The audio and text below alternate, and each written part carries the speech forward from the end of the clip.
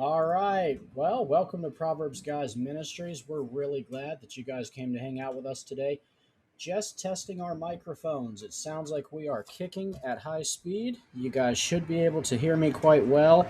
You should hear me a lot better now because I just cranked my microphone up to 10. So tonight we're going to do something a little bit different. We don't always do this, but we have a special episode. We're going to be going over the recent debate between my very good friend Joseph, and he had this debate on the Kentucky Atheist conversation. And I want to just kind of go some points that Brother Joseph was going to go over that the Kentucky Atheist kind of skirmied off of kind of quickly. And we're going to just slow it down and go over it and really break down the lack of science that the evolution side has. So let me pull this up for you guys.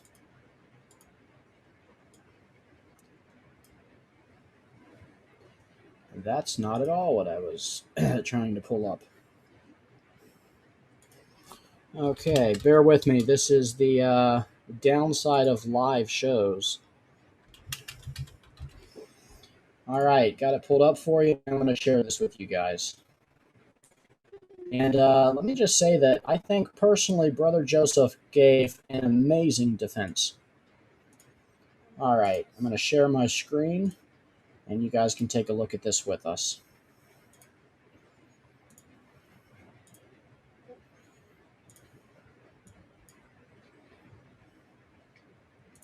All right, here we go. How are you doing today, Joseph? Hey, what's going on, bud?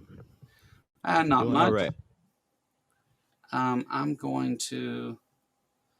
I know it doesn't matter because you both have the same picture, but I moved you up there. We have, as a special guest moderator today, we've got Will. And Will's going to be just, kind of making sure we don't overtalk each other, keeping track of time and stuff. I didn't get a chance to talk to you too much earlier, Joseph. I just sent you the info, which apparently you got. Was that okay as far as format, though? Are you okay to go on that? I'll be honest with you.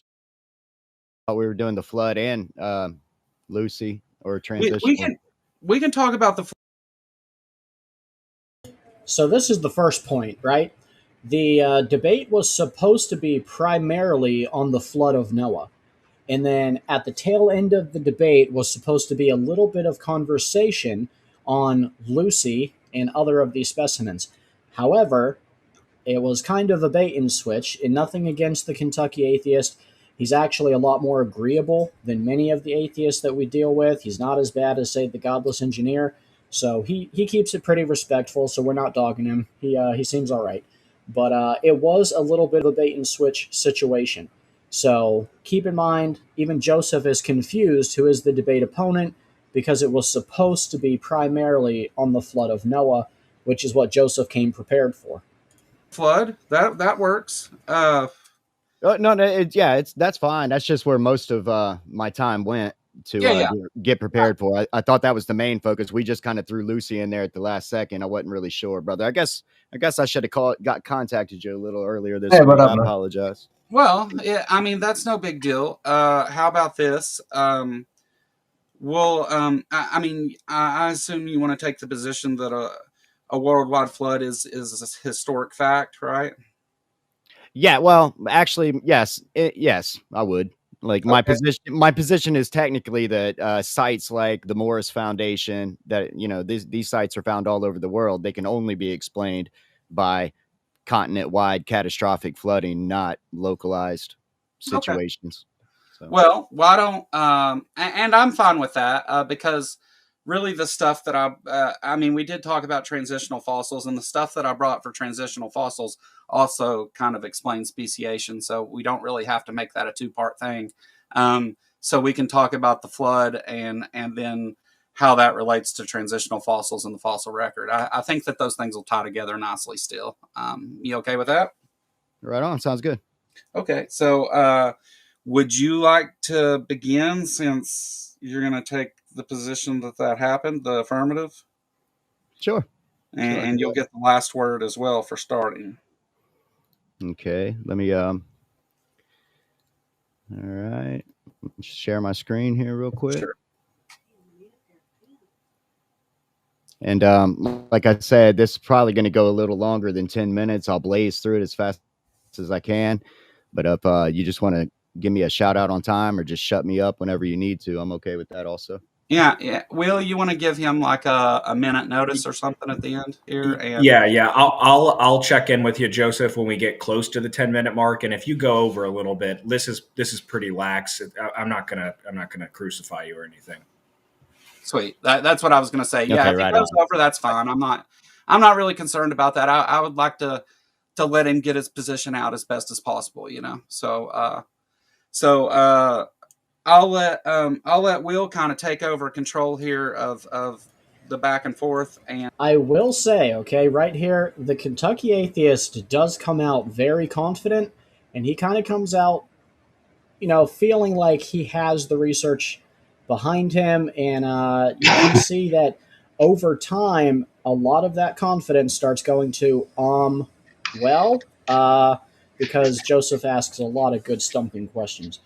Brother Achilles, you there, or are you still stepped away? Hello, no, I'm here, but I just thought he's AFK-ish, so he will be back eventually. But Brother Achilles is in the house with us, so good episode. Thank you guys. Facebook, YouTube, Twitter, X, Kick, Rumble, and FTGA Media we're trying out today, and soon to be BitChute. Thank you guys. I can't see all of your comments because we're connected to EveMux and we just don't have the capability, and I don't want a bunch of tabs open. So I am sorry. You'll have to catch us on one of the other channels if you want us to see your comments. But we appreciate it, and I post a link in many of the comment sections so that you guys can join the live panel and kind of have a talk with us. Are you prepared to go, Joseph? Yes, sir. All right. Will, go ahead. All right, Joseph, when you share your screen, I'll start the timer. And then, like we said, I'll just give you a heads up when we're getting close to the 10-minute mark so you can assess on how much you're going to need. And we'll go from there. All right. Sounds good. It's nice to meet you anyways, by the way, Will. Of course. All right. So you just want me to take off? Yeah. Yep. And when you do, I'll start the timer. All right. So, like I said, I just slapped this together real quick last night. It's kind of shotgun anyway, so we'll just blast through it real quick and hopefully get in under the 10-minute mark. But as I said to Joe a minute ago, my main contention is that places like the Morrison Formation can only be explained by catastrophic events. And I think the evidence lays that out very clearly, which we'll go through real quick. The Morrison Formation is famous for its dinosaur fossils. It stretches across a huge area of the western United States, and it leaves evidence that demands alignment with historical accounts of a global flood. I'm going to cover the formation's characteristics, the fossils it goes through, broader geological patterns, arguing that catastrophic worldwide flood provides possibly the only explanatory framework. The basics about facts about the Morrison Formation are recognized by all geologists. These things are not in question. The only question is the amount of time, the amount of water, things like this. The core of this presentation will focus on specific lines of evidence from the Morrison. I'll also address common questions, including the relationship between the Genesis account and other ancient flood narratives, as well as consider potential mechanisms for the flood event itself. The Morrison Formation is a well-defined sequence of sedimentary rocks centered in Wyoming and Colorado, with outcrops in Montana, North Dakota, South Dakota, Nebraska, Kansas, the panhandles of Oklahoma and Texas, New Mexico, Arizona, Utah, Idaho, with equivalent rocks all the way up in Canada, actually. Its a geographic footprint is immense and amazing, covering a significant portion of the western interior of the United States. Now, the conventional view reconstructs this Morrison Formation as forming over millions of years in diverse, relatively slow-paced environments like rivers, slowly meandering across plains, and floods like from lakes, seasonally, of course. But this interpretation attempts to explain the mix of rock types and fossils found. The ecosystem is pictured as a rich and very dominated by the now famous dinosaurs, these huge Apatosauruses and Brontosauruses. Keep these interpretations in mind as I go through this evidence, please.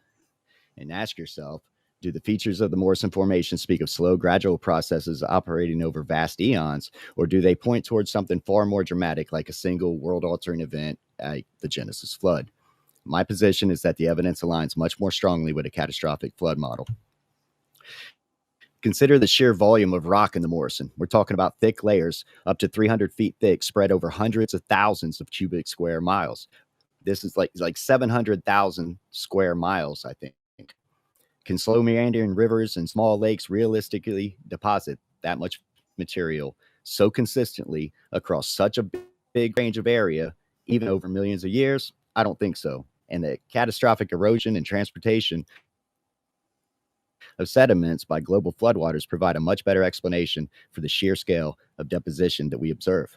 The energy required points to an event far beyond typical geological processes. One of the most compelling features of the Morrison is its dinosaur bone beds.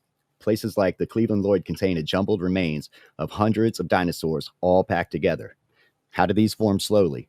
Did all these predators decide to die in the same small area over centuries? Again, doubtful. Excuse me. The flood provides a direct explanation. Large populations caught in turbulent, sediment-laden waters, their carcasses transported and dumped together in depositional areas as currents slowed. This explains the concentration, the mix of species found, and the disarticulation of the skeletons. The Morrison isn't a small local feature. It covers this massive area on the map. It's just amazingly big. Again, 700,000 square miles. While there are variations over the character of the formation, it's recognizable across the vast distance as being the same. It holds all the same characteristics. Dinosaurs are all found in death poses. The plants, the marine fossils, it all looks the same across this whole swath. Trying to explain this with isolated rivers and lakes operating independently over millions of years requires an amazing amount of faith in coincidence. A single continent covering, or larger, flood provides a straightforward mechanism for depositing the relatively continuous sheet of sediment with similar characteristics across such a broad region. Then there are the alignment patterns. Large dinosaur fossils found aligned in consistent directions within the fossil beds, large-scale boulder beds, and sediment deposits within or associated with related strata often show directional alignment. I mean, these things are all facing the same way. This indicates deposition by powerful unidirectional waters or currents like tsunami waves. It's very inconsistent with slow meandering river deposition, which creates a more varied orientation. The evidence demonstrates that large objects within these deposits were not randomly oriented. Multi-ton dinosaur carcasses and large boulders seem to have been lined up by powerful water flows like logs in a current. And to evidence that, we can look at another part of Texas where the geologist investigates a canyon that carved in just 3 days. Now, for time's sake, I'm not going to read all this like I had planned to, but the fact of the matter is, in 3 days, it carved a canyon that was 1.5 miles long and more than 23 feet deep. And then he tells you how it happened right here. But the most important part of this is the highlighted area, where it's important to note that he's explaining in this article that the strength of the rock that is being eroded is not the limiting factor in how quickly erosion can happen. It's more dependent on the amount of water and sediment. Lots of water and sediment, quick erosions. And he did all this because they're trying to study the difference of models in here and in Mars to make quantitative reconstructions on how much water was there, how long it lasted, and how quickly it moved. This is one of few places where models for canyon formation can be tested because we know the flood conditions under which the canyon formed very quickly. More dinosaurs in the death pose. These are the fossils that are finding all along this Morrison Formation. The exceptional preservation that we see, the bones still connected, fine details intact, soft tissue, things like that, it demands rapid burial. This could not have happened over multiple years, over millions of years. It just doesn't work that way. They would have been carried away and destroyed. Scavengers would have gotten it. So where does this rapid burial mechanism come from in the standard model? I mean, just the best guess they have would be a localized flash flood. While possible, not likely to explain the many fossils across the huge area. It just doesn't work. The global flood provides the perfect mechanism with massive amounts of water, sediment suspended in it, burying countless organisms quickly and efficiently. There's also the marine geology, or the marine fossils, that is in every layer, above the Morrison, below the Morrison, in the Morrison. It's all there. And this happens on throughout the geologic column. Throughout the geologic column, it shows extensive marine inundation. It's there. The water is there. The shellfish are there. The fossils are there. Moving on. Let's see. For time's sake, I know everybody's heard of these, the polystrate fossils. You can see different lines of strata. One tree going up the middle of it. No way that lasted for millions of years. It would have rotted off. So there goes another one. These are the dinosaur bone beds all throughout the area. Again, I'm up on 9 minutes, so we'll just keep moving. This is really just about interpretation of the evidence. It goes all over the place. You know, they go with uniformitarianism. My side would go with catastrophism. The different flood stories all over the place. I think that it speaks more to a shared memory. It strongly suggests that a shared human experience, that all these people were writing about this. And little details may be wrong, but the core elements are always the same. There's a catastrophic flood, divine judgment or intervention, the survival of a remnant of people. These go across the board. They're just small details that get changed. And again, for brevity's sake, you can just throw in the Tower of Babel and the scattering of collected knowledge and languages. And when people come to write these stories, they relied on embellishments or just misunderstandings or just forgot and put what they wanted. I mean, that's why they're all so similar, but they have differences. And when you figure Abraham from Ur of the Chaldees, which was a Sumerian city, only about 30 miles or so from Uruk, it stands to reason that these flood stories likely circulated widely because that was a trade hub. So moving on, this is an article about where the water came from for the flood. It's in this stuff called ringwoodite, and it holds more than, there's 3 times in the mantle of the earth right now than there is water in the oceans. 3 times the water. These sponges suck it up perfectly, and that's where it is. That's where it goes. It goes on to talk about a whole earth water cycle too, which brings in the fountains of the deep, the hydrothermal vents. Yep. I don't mean to cut you off, but we're just getting close to the 10-minute mark. I just Yeah. didn't know how far you wanted to go. I just wanted to let you know. No, yes, sir. I'm almost done. I blasted through. I got one more slide left. I just want to. You're good. I just wanted to keep you informed. I just want to show this about the.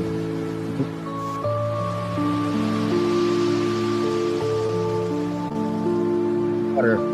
My point with this slide right here is that the lunar tide, or the moon, makes the tide happen all around the globe. All around the globe. It doesn't necessarily have to be the whole Earth flooded at once. It could be massive water and the moon pulling the high tide around different sections of the Earth to where it all floods in the same event, but at separate times. I think that's easily bared out on that. And then again, in conclusion, it seems to me that even the rocks and the fossils are crying out to testify about this world-altering event of the flood. These are all animals that were found there: crocodilians, pterosaurs, brontosaurus, raptosaurus. There's birds, there's plants, ferns. There's just all kinds of stuff there. And there's zero sign of gradual change or evolution. Every one of them's all there, fully formed. There's no way that this Morrison formation happened over millions of years. And I'll shut off right there.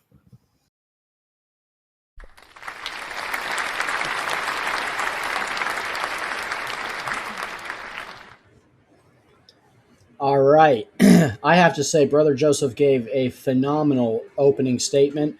I didn't want to interrupt it, and I'm going to give the Kentucky atheist the same respect. We're going to hear out his opening argument uninterrupted.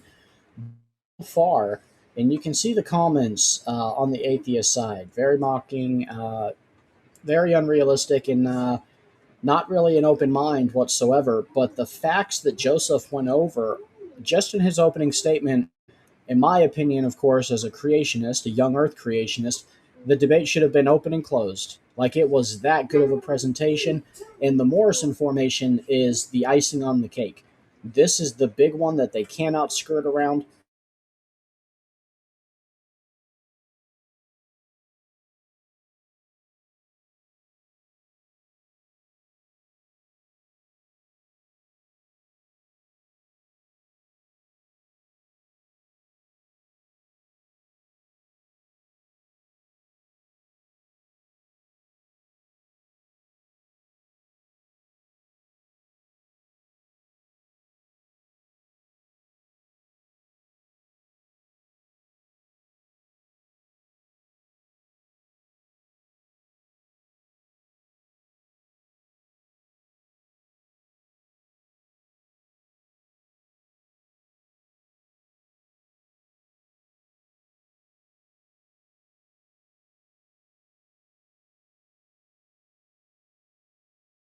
Was a pleasure to talk to last time, and I expect so this time as well. So I appreciate Joseph taking the time to discuss these things with me as well.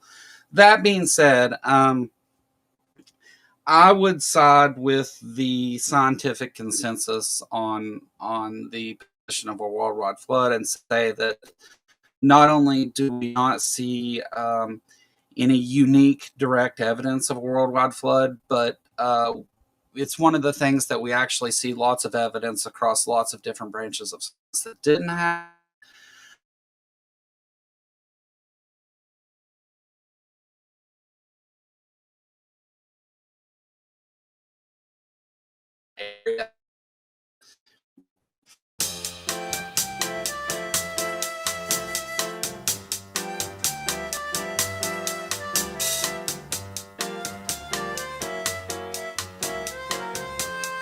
Yo, are you here?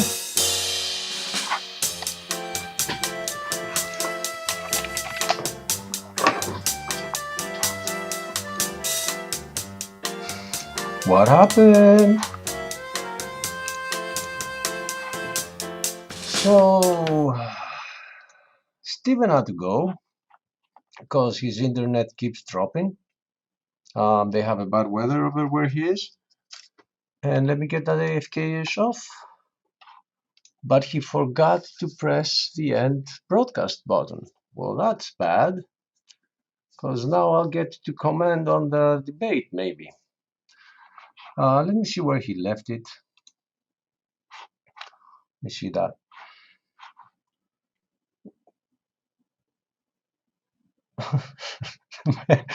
It's been at least 10 minutes. No.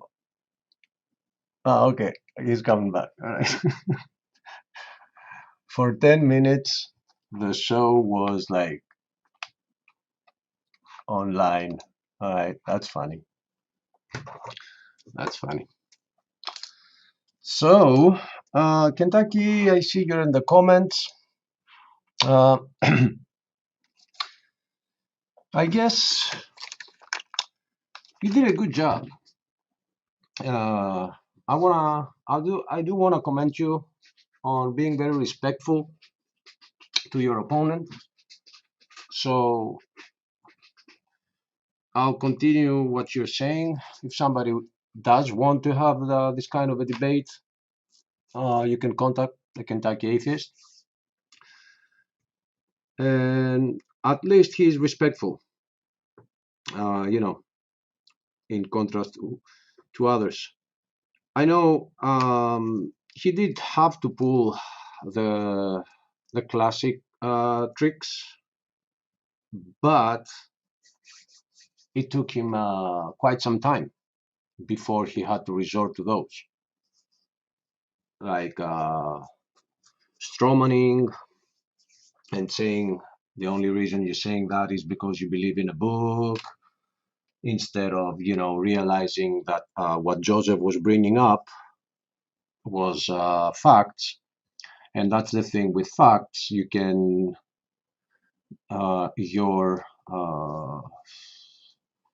your mentality changes them according. The fact is a fact. What we understand of the fact comes from how we want to interpret the fact. So when you have a bunch of dinosaurs together piled up, it makes sense that they happened on a flood. Then the response to that is, yeah, but you can't say that it's a global a global flood. And you're like, okay, maybe, but we get that in other places of the world as well. And in the end, I do think our friend Kentucky Atheist got a little fried, like the good old Kentucky chicken. So from now on, I'll be calling him the Kentucky Fried Atheist. And the reason for that is that actually, that's my personal view, because I think that Joseph gave him a full response on what he did that wasn't respecting the debate. So I don't even have to comment on that. Joseph gave him a very good response. You're doing this and you're doing that, and that's how you're doing it. So at least, yeah, of course, he would say, no, that's not what I did. So then he continued on and did a little more. Because that's the thing, man. Why do you have to? Why do you have to resort to that? Why do you have to say you believe in the Bible? That's why you don't take the fact for fact, because the consensus says that, which is a fallacy in itself. Hello, my brother. Hello, Achilles. Can you hear me all right? Yeah. Dude, EveMux was like glitching super bad, kept kicking me offline and booting you out. So I ended it, and it told me that it ended, and then I shut my computer off. And then Krista says, why is your show still live? And Achilles is the only one on there. And then I hear you saying, what? Is this live? So this is the most embarrassing episode we've ever made. I went to my email, responded, sent you an email, and then I was like, let me close the tab. And I went to YouTube just to see how long it was playing. And I see myself there. And I'm like, wait, what? That is excellent. Well, I'm glad that we kind of have a chance to restart it.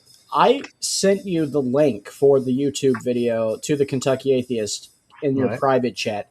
I'm having some bad weather. Could you play it on your side? Yes. Do you remember where you left it?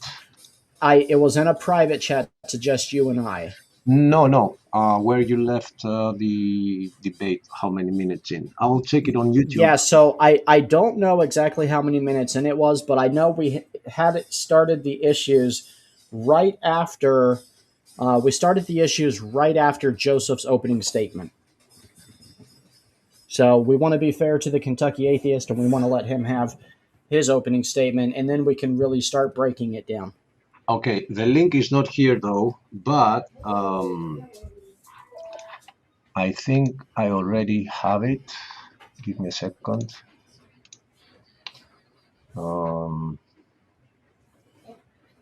It should be.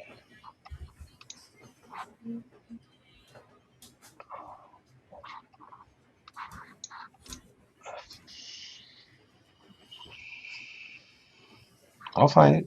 I got it right here. So was this the first part or the second part? I think it was the second part, wasn't it? What do you mean, first part or second part? Joseph had just finished his opening statement, and it was about to be the Kentucky Atheist's turn. Yeah. So there were two debates. This is part two. I'm sorry. Okay.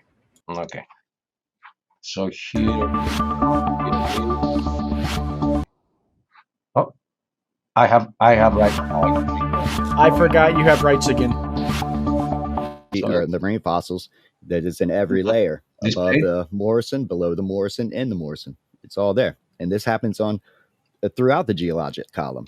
Throughout the geologic column, it shows extensive marine inundation. It's there. The water is there. The shellfish are there. The fossils are there. Moving on. Let's see. For time's sake, I know everybody's heard of these, the polystrate fossils. You can see the different lines of strata. One tree going up the middle of it. No way that lasted for millions of years. It would have rotted off. Okay, so from what I see from the stream, you played all that, and you were somewhere here. Yes, it was right after that part. That picture you just showed was the last of his opening statement. Good. All right, so I'll resume here. Should we be commenting or just because if people want to watch it, the whole thing, they can go to the Kentucky Atheist channel and watch it there. Well, we gave Joseph the whole 10 minutes to get his opening statement out. So I do want to be fair to the Kentucky Atheist and give him the same courtesy. Right. But as soon as that's done, yeah, we can slow it down step by step and just tear it apart. Yep.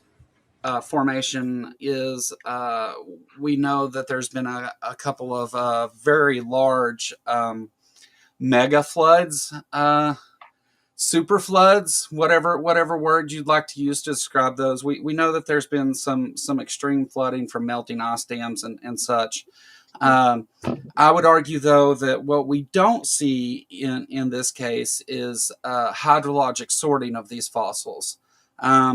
We do see fossils in this area, and they weren't picked apart by scavengers or anything because in order for fossilization to occur, they would have to be rapidly covered, preventing the decay process from happening. So that's why we do find that. And we don't find with an event laying these fossils down again, we don't see either the layers or the fossils in hydrologically sorted.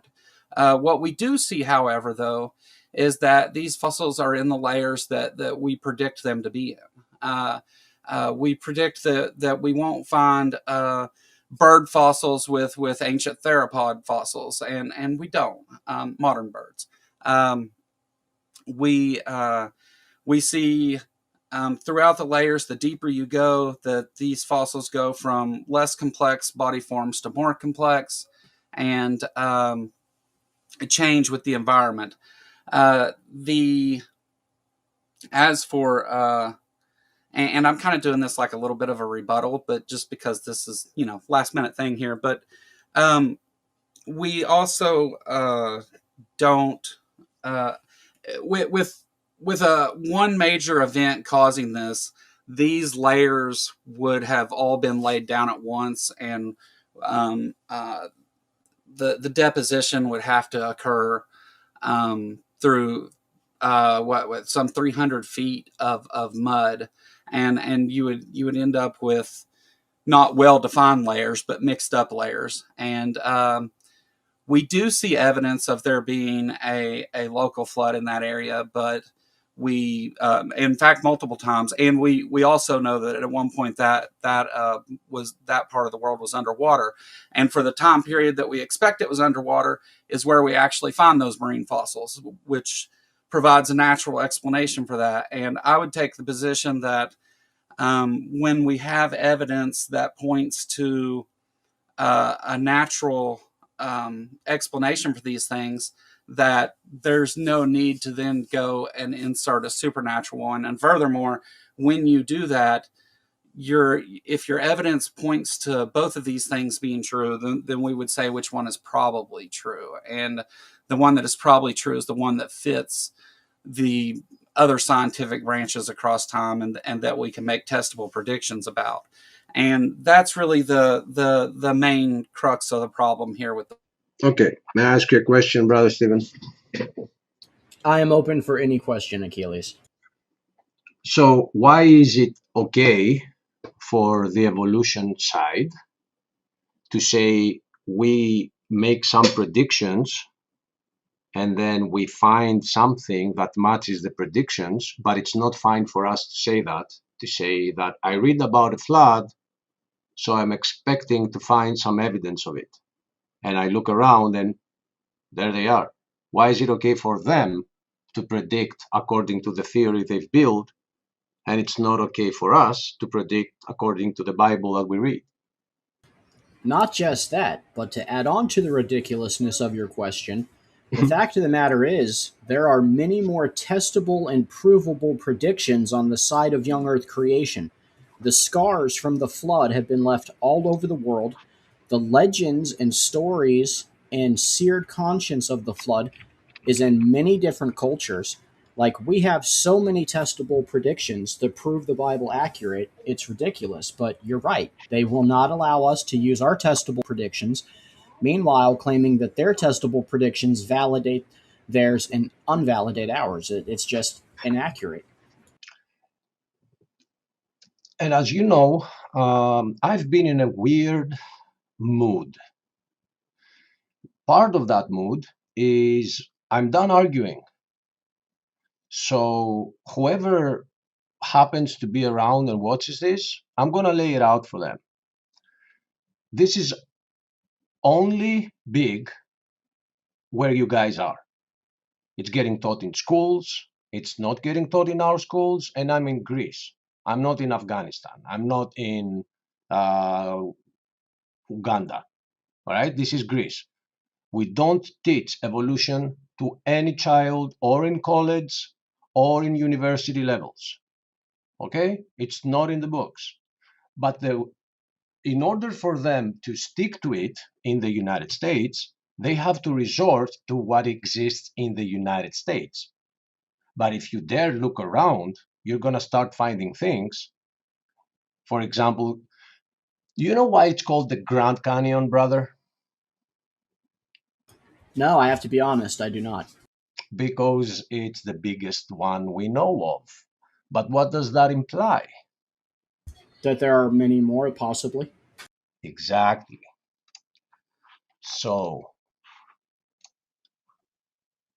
here is a canyon that exists in Crete, Greece. So is this did this get created by another local flood? Well, and if you look down the sides of the canyon, without doubt, you can see the clear indication of erosion. And they'll say that it was from slow moving rivers. I don't buy that. The Grand Canyon even was formed much quicker, and it was formed from the recession of the flood. So you face this all over the world.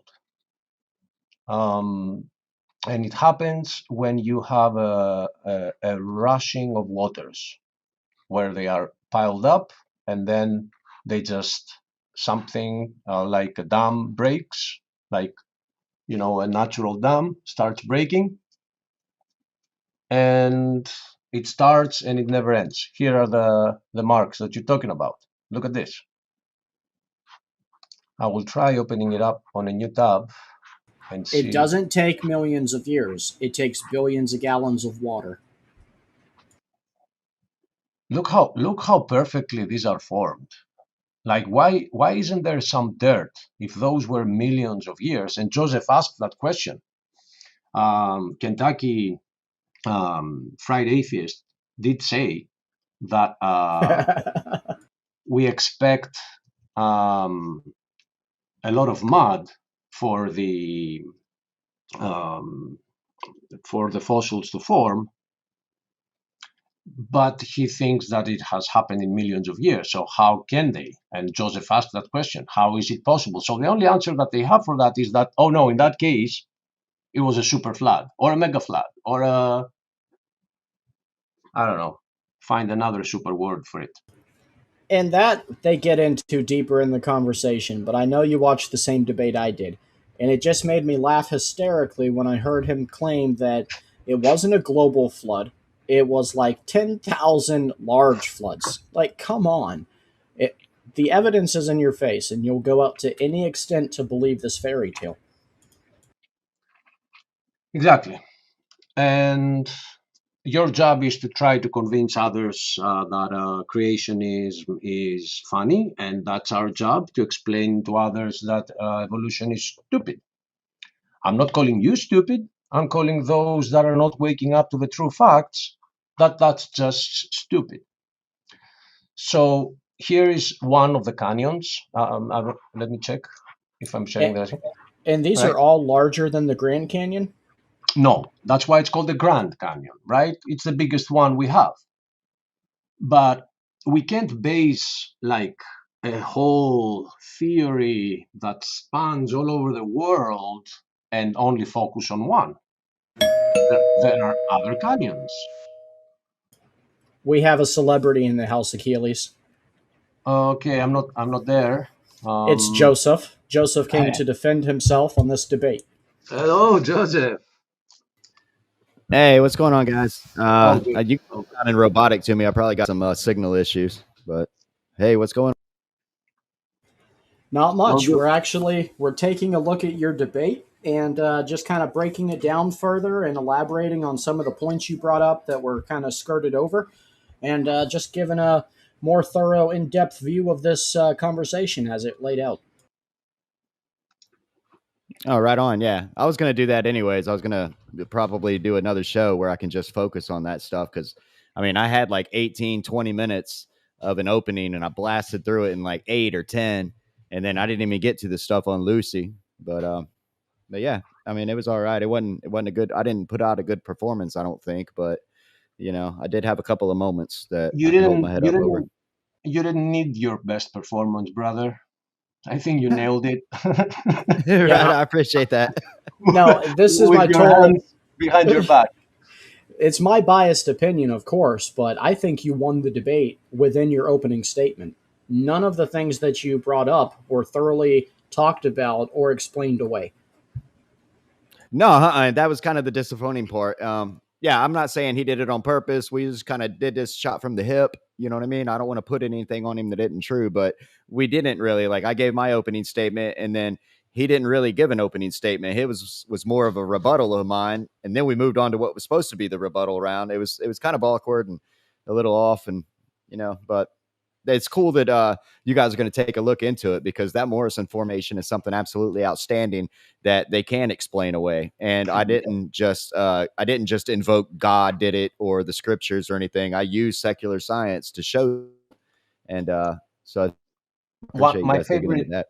my favorite thing about it was how at the end you exposed the method that he was saying, that you're saying all that because you believe in a God. So that's where you say, why are you doing that? Why do you have to strawman me? And that comes after getting the moderator to respond to you instead of the guy you were debating. Like the moderator was trying to fill in the gaps that the Kentucky atheist couldn't fill. So it was like they almost jumped on you, but you defended it, and the moderator stayed back on his spot. Oh, okay, he's back. Did you hear me? Should I say it Yeah, again? yeah, just a little bit. I lost your last part though. Just the fact that I think you defended that especially well. You pointed it out, and the moderator stayed back on his position, where the Kentucky Atheist was free to strawman the whole situation on his own without help from that point on. This is my favorite thing, and that's why for me, you don't win a debate; the other person loses the debate. And I think Right. you lose the debate when you start accusing the other side of, the only reason you're bringing all that here is because you believe in some invisible man in the clouds. Why do you have to do that? So Right. I think you exposed that so well. But up to you guys. We continue, or Joseph, if you have thoughts, if you want to share, go ahead. No, I'm all right. You guys can just roll with it. I'm just joining here. I don't want to take over. Hey, but as we move forward, when we get back into the Morrison formation, any of the slides and stuff you had prepared, feel free to share because I've never even heard of it. That was fascinating. Yeah, I'd like to. Well, you know where I picked it up, brother, was Dr. Dan Biddle. He's the first one that turned me on to it, and I was absolutely stunned. I couldn't believe it. I was like, "That's right here." So, Joseph, what I was saying before you got in is that the reason we call the Grand Canyon is Of because those scientists that saw oh, they witnessed that carving of a canyon 23 feet deep and a mile and a half long and three. oh man, you're breaking in and out, brother. I know it's so awful. It's so awful. Anyways, go ahead. Repeat what you were saying because we got only half of it. Well, just the article that I was referencing about that channel in Texas that got carved out in 3 days. It was a mile and a half long and 23 feet deep. And these scientists, secular scientists, proved that they carved out in 3 days. They saw it from beginning to end, so they know.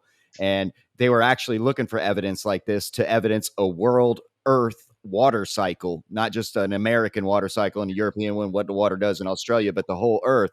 And that ties into scripture's hydrothermal vents, the fountains of the deep. I mean, that's why you can have all this happen in different sections of the Earth, and that also solves some of the heat problem. And yeah, there's just a lot about that I would like to get into.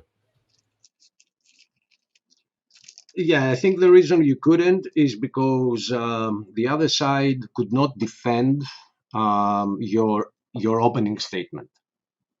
You might think you didn't do a good job, but it was an overload of information that cannot be refuted. So he tried refuting those, and you went back and forth on the same stuff, and you couldn't move further. But that's good, you know. I was actually surprised that he rebutted that anything from the opening statement because he didn't have a very clear, precise rebuttal. And I'm surprised he didn't just try to jump right into rebuttaling Lucy, which never got mentioned at all because there were just no comebacks. Yeah, that's unfortunate too for the Lucy thing because I picked up off of Sea Science right there, and I used a few of his slides from the show me and him did about a year and a half ago, 2 years ago, and he absolutely destroyed it with the sacrum and the vessel holes, the blood vessel holes, and anyways, we'll get to all that when we get to it. But you go ahead, Heart of Flesh, take it away. I'm just I was just saying before you got in that the only reason the United States has evolution in your books, I shouldn't say the only reason. I should say the method they're using is to focus only on things that you find in the United States. But we call it the Grand Canyon because it's big, but it's a canyon, and we have others. So we shouldn't be jumping to conclusions from one, and we should look around and see what else is around. That should prove a global flood, right? Because that argument that, oh no, we know that the United States, half of it was underwater. Okay, what about the other parts of the world? So if you look at this formation here, if you go to Wikipedia, it is going to say that this formed through millions, billions of years. And if you don't see how water can do this very fast, in like, I don't know, a day, 2 days of storming out. This is Meteora in Greece. And you can even see how they are rounded off from the water. The rock is rounded off. I brought another one, which is in Crete. I will bring that up again. And these things can only be explained by a humongous flood. It's not just a local flood. Yeah, I mean, that's the thing. They'll say that all of these canyons were formed by a little bit of water over a long period of time. What they don't tell you is that the opposite could be true, and was. That it doesn't take a long period of time with a little bit of water. It takes a lot of water in a little bit of period of time, which is exactly what we predict with the flood of Noah. And which reminds me, now that Joseph's here, I don't know, is he still here? Yeah, okay. That Joseph, why is it okay for the other side to say the reason evolution is true is because we have some predictions, and when we go out, we find evidence for those predictions, but it's not okay for you and me and Stephen to say, I read about a flood, so let me look around and see if I can find evidence for it, to see if it's true. Why is it okay for them to do that and not okay for us to do it? Isn't that a little double standards right there?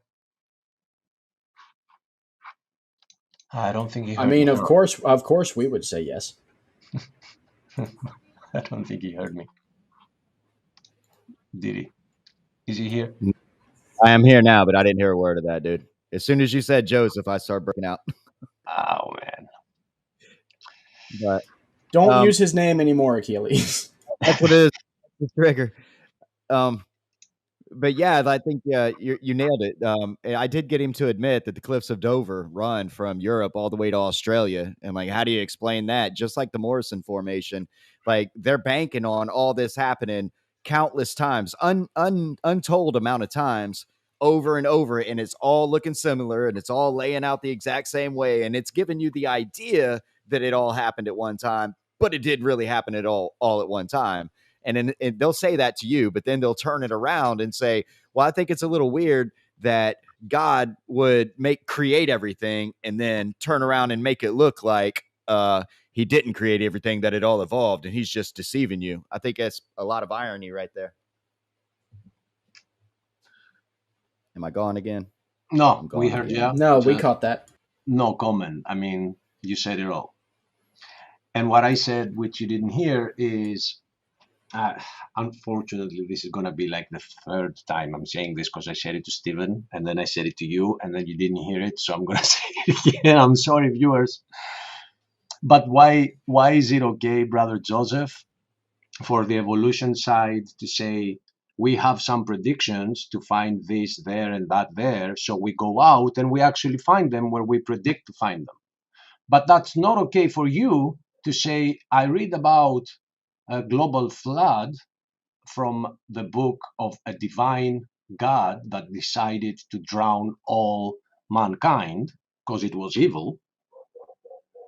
And it's not okay to say, let me see if there's evidence for it. When you do that, you can't precondition that there is a flood because you believe in a God, you believe in the Bible. But they are doing the exact same method. Yeah, but you're right, brother. They'll look at you and say, oh, that's post hoc rationalization. You can't do that. You're trying to make your story fit with what we see. But yeah. Which I think should be a good segue to the Lucy fossil, if you feel like presenting it, because I do think they were predetermined to find it, and they found something, and they made it fit what they were expecting to find. Now, I think you had. I wish I was. I wish I would have thought of that, brother, because you absolutely nailed it. I wish that I would have had that to say. And like my immediate argument. Again, I was wholly unprepared, but my immediate argument was, if I'm building a house, I screw up the foundation, I might not know it until I get up to the second or third floor that it's going to be an issue.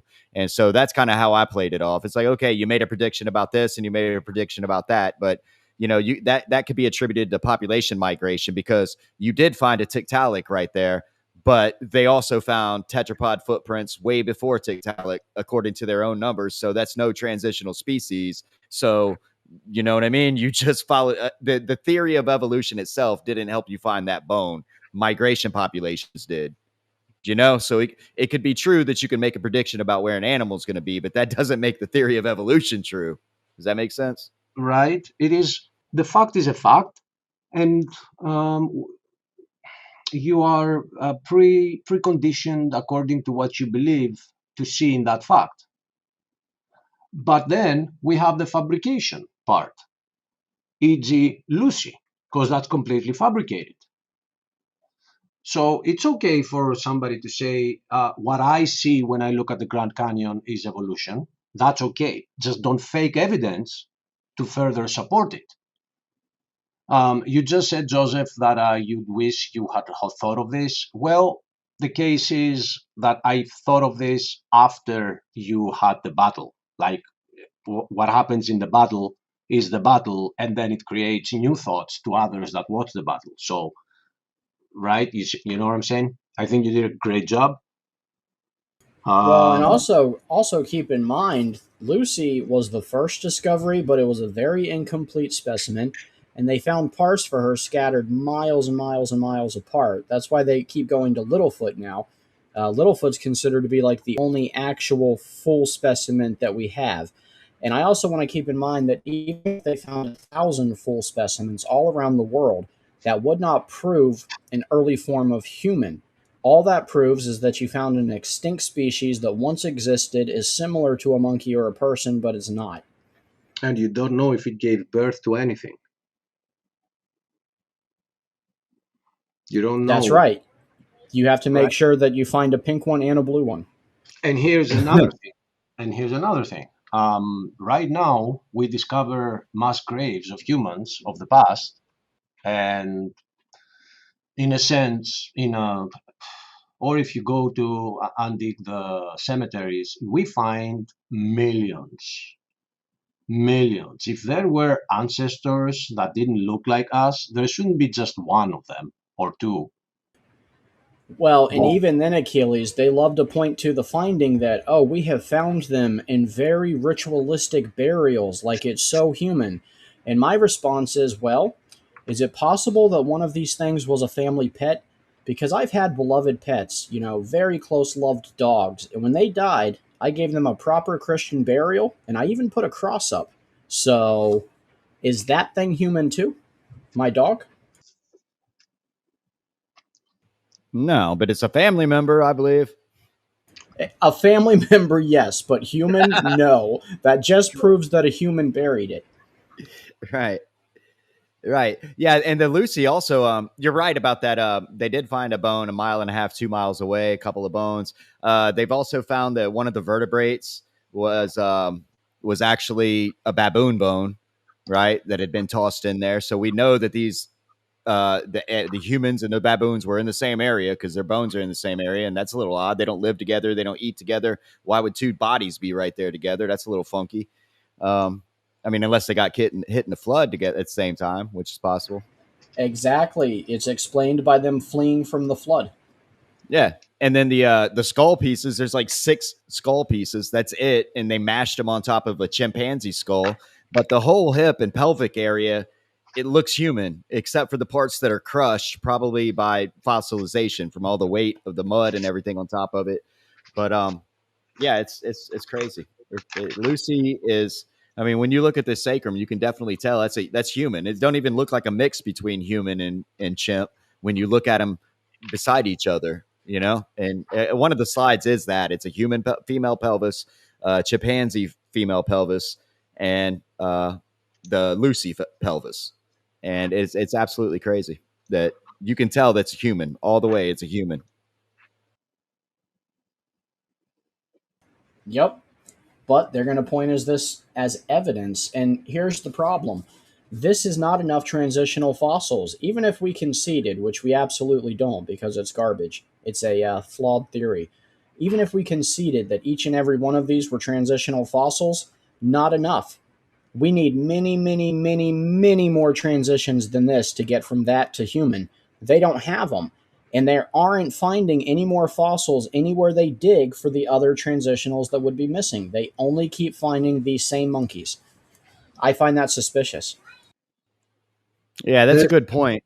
That's a good point too. And like he was trying to give me a bunch of stuff about the horses, you know, how they all have totally different skeletal features. Mhm. Right. But that out of the other side of his mouth, he's given me comparative anatomy as evidence because they all have the same skeletal features. So it doesn't really make much sense that he's proven evolution because all these things have the same skeletal structure. But then he's saying that this horse is also evidence of evolution because it has different skeletal structure. It's really. And you know, Dr. Hovind says it all the time, but it's so true. All this proves is a common designer. It doesn't prove common ancestry. It proves that God found a working design and he said, hey, I'm going to reuse that sucker because it is a working design. It was brilliant. Right. Yeah. I do the exact same thing on PowerPoint, right? Like when I create a slide, before I put any writing on it, I'll duplicate it 2 or 3 times. That way I have that same style going through it. You know what I mean? So it's the same. I'm using the same design, even though the slides say something different and they mean something different. I'm using the same design. The only thing I have to add is that I don't have the patience anymore to go back and forth with evolutionists. I just want people to wake up and start thinking for themselves and see that every argument is either falsified or out of context, or they're not telling you something. And I want the viewers to wonder why. Why all this lie? And the answer is very simple. They're trying to tell you that you're an animal, so whatever you do is fine. It's okay. Like survival of the fittest. If I meet Joseph, I can steal his wife if I am better fit, and I'll tell him, hey, survival of the fittest, Joseph. You know, monkeys did it, dogs do it. And that's not in case there is a creator. He's clearly telling you that he doesn't like that. Hello, Robin. Hello. I wasn't looking at the comments. So let me close on my Yeah, I tabs. was going to say, do you want to play some more of the debate? Because it's getting into a really interesting point, and I love the back and forth part. There's a lot to stop and go over. All right, let me get rid of this. There we go. Joseph, tell me if you have any thoughts, I'll pose it. Yes, sir. The flood narrative is that the things we would expect to see in a worldwide flood that laid all these things down in a catastrophic event, we don't see. What we do see is things that lie. I like the Kentucky atheist. He was a respectful dude, but that is just simply not accurate. We find overwhelming evidence that supports the predictions of a global flood. They're all around the world. And the only way to disprove it is to say, oh no, there were a lot of little ones. So, you know, it's not very, we're not far apart. You're saying there's a lot of little floods, super floods though, a lot of a lot of super little floods, and we're just saying they were connected. That's all. Yes, They sir. were they were one. That's all. Yeah, that's exactly right. That's what I tried to relay to him. I was like, you believe that this happened countless times to make this formation. I believe it happened once. You know, multiple tides probably coming in and out to make the layers, but the whole event only happened once. I think that's more rational than believing countless ones did it from the top of the country to the bottom of the country, and just it just so happened to all look the same. All these same animals are in the same layers over multiple years and millions of years and over different floods. It just doesn't stand to reason. That argument doesn't make sense at all. No, and like you said, the Morrison formation is a perfect example of what we would expect to find in a global event. All of these animals that were predator and prey to one another in the same location, headed the same direction. Obviously, they were escaping a catastrophic event that was global. This is predicted in Noah's flood. Or their bodies were stormed out and dumped on the same spot by the water. That's why we find them all together. It was like a lake full of bodies, and when that dam, whatever was holding it back, broke, as it stormed out, there were some spots where they started piling, and then another spot that the other part started piling up. And the map that you showed, Joseph, that is 1/4 of the United States. I mean, okay, that's more than super flood. Like, that's a big one. And if you have the same thing happening in China, if you have the same thing happening in Europe, if you have the same thing happening in Africa, then maybe they were all connected. You know? Well, and Yeah, and also, go ahead, Joseph. Are you talking, Steven? I'm sorry, I'm breaking up a little bit. Are you getting in there? No, go ahead, brother.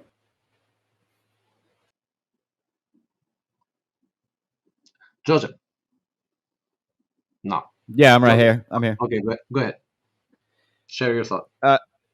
Oh, no. I was just going to say that he did say that to me one time, that, you know, this Morrison formation in America doesn't prove a global event. And I agreed, no, this one alone doesn't. But like you just said, Akili, this happens all over the world. And I pointed that out. And that's when I got to the cliffs of Dover going all the way to Australia.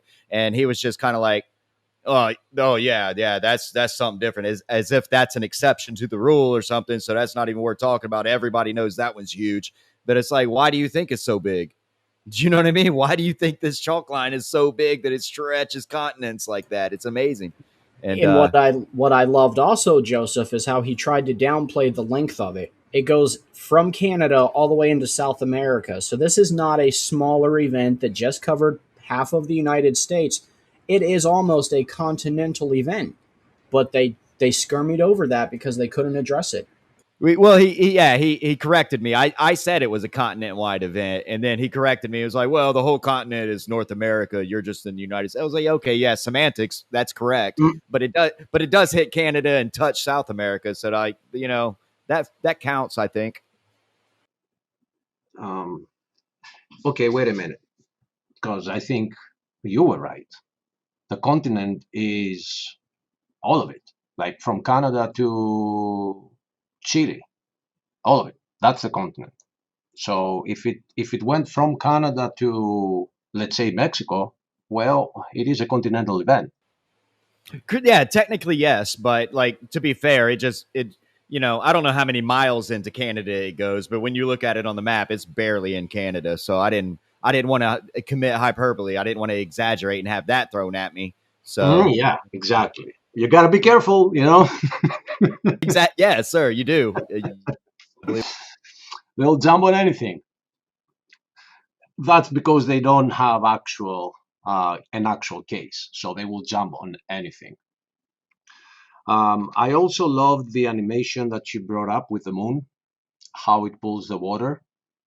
I loved seeing that. And for those that haven't watched it, the case is that if you have a planet filled up with water, as Joseph dropped, as the moon passes over.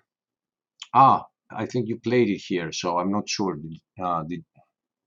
He did. He played in his opening statement and Uh-huh. showed how the majority of the water would have been in like almost a bubble following the rotation of the moon, which is what we see in science today. So that's a prediction that was already predicted and then validated through the global flood event. And that's what would explain the sediments. Because the water goes, it leaves things behind, and then it comes back, and it leaves another layer, and then it comes back, and it leaves another layer. And that is the reason why you see all these layers stacked up, one on top of the other. Because if the other case was true, if they were, I'm looking for that picture with the sediments that we had before right here. Okay, I'm opening it up. If the other case was true and all those sentiment layers were put up after millions and millions of years, there should be dirt in between. They shouldn't be as clear cut as we see them. Right, So, which absolutely would point to the receding shoreline in the repeated process. That's what we would expect and predict to see, correct? right. I'm trying to open this image on a new window, so we get a bigger picture of it. Opening new tab. There we go. Share this tab instead. So uh, that's a crazy place to swim. Would you swim here, Steven? I would not. It looks prehistoric. Yeah, I wouldn't either. Catch a prehistoric germ out of there, buddy. Definitely. I think it's what killed whatever is in there. I see something. So you see all these layers, how they are like sharp, one from the next. If it took millions of years, they shouldn't be that way, guys. Look to the left side. Look how clear cut they are. So the Yeah, flood. that's Yeah, go ahead. Go ahead. I was just going to agree with you. That right there is what they call a knife edge layer mark, and that means like very minimal or very fast moving erosion. So like their claim has to be either that thin layer of erosion is all that eroded over millions of years, or most of it got swept out by fast moving water, such as tsunami tides and things like that. So like there's only a couple of reasons to have that kind of edge on a layer. Do you know what I mean? And this one is not on your side of the world, guys. It's on the other side of the world. And there are millions. Like it's everywhere. No, it's not even millions. It's everywhere. Wherever you dig, this is what you're going to find. Look at the right side, the red one on the right side, top, bottom right. Look how sharp that is, It looks like a layer of bricks, doesn't it? right?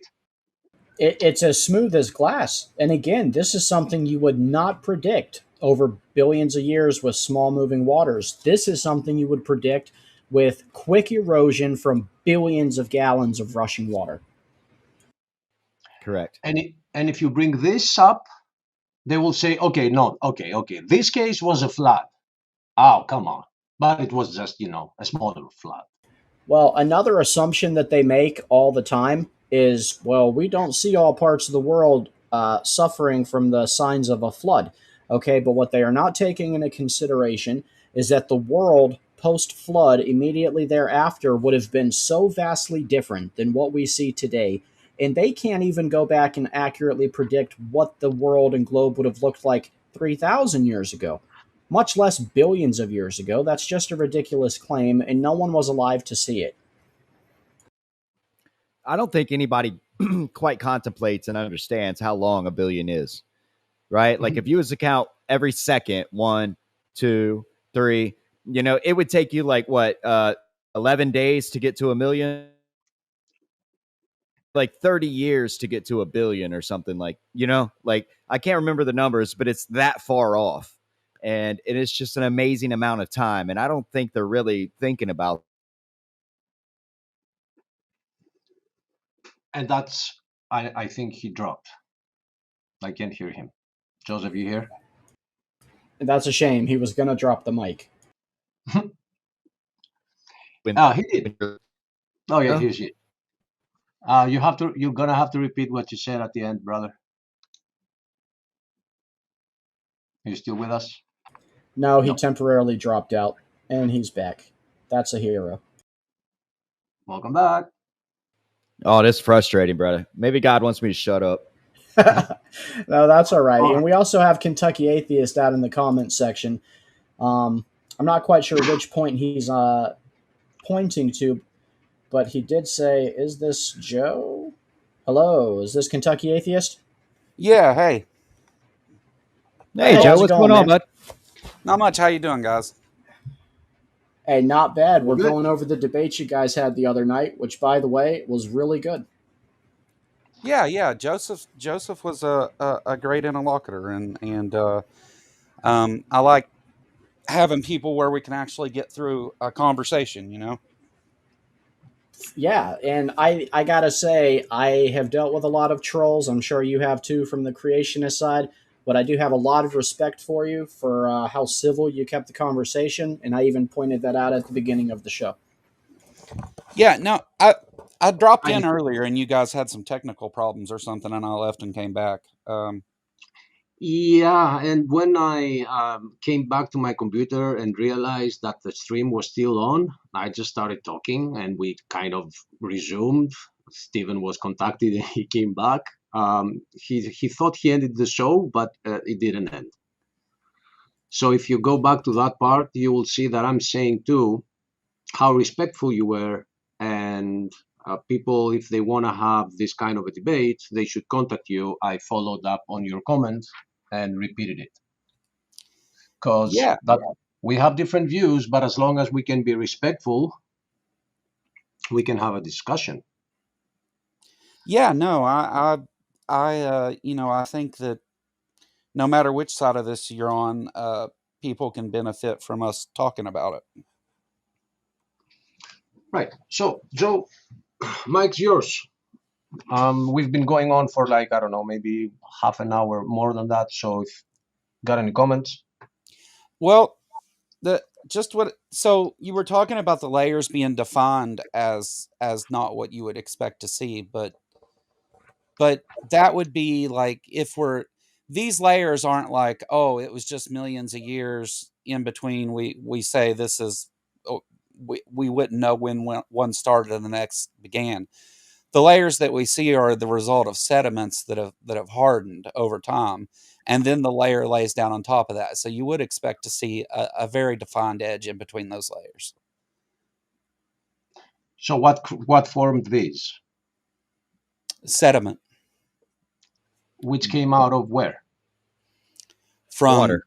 Yeah, from different periods of land being underwater.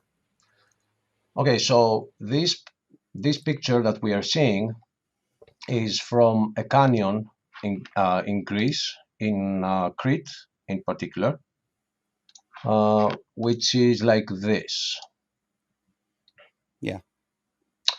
So there is a river at the bottom, and although it's not a Grand Canyon, it's still a canyon, and there are a lot of them all over Greece and all over Europe.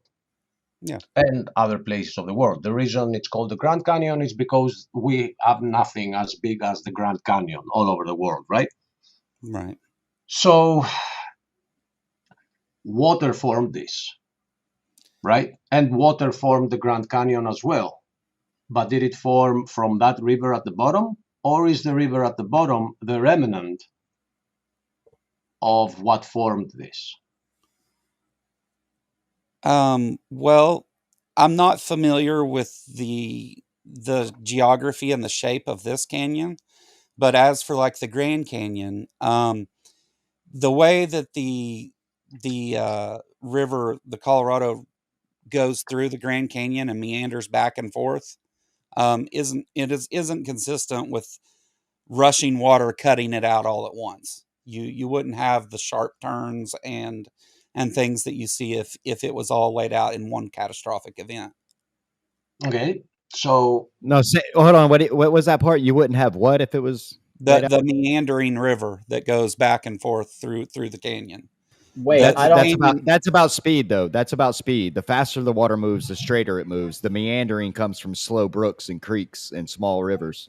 Well, Not just that, but it's proven that water will always find the path of least resistance. Why would we not just concede that this was the path of least because it's cut out of rock.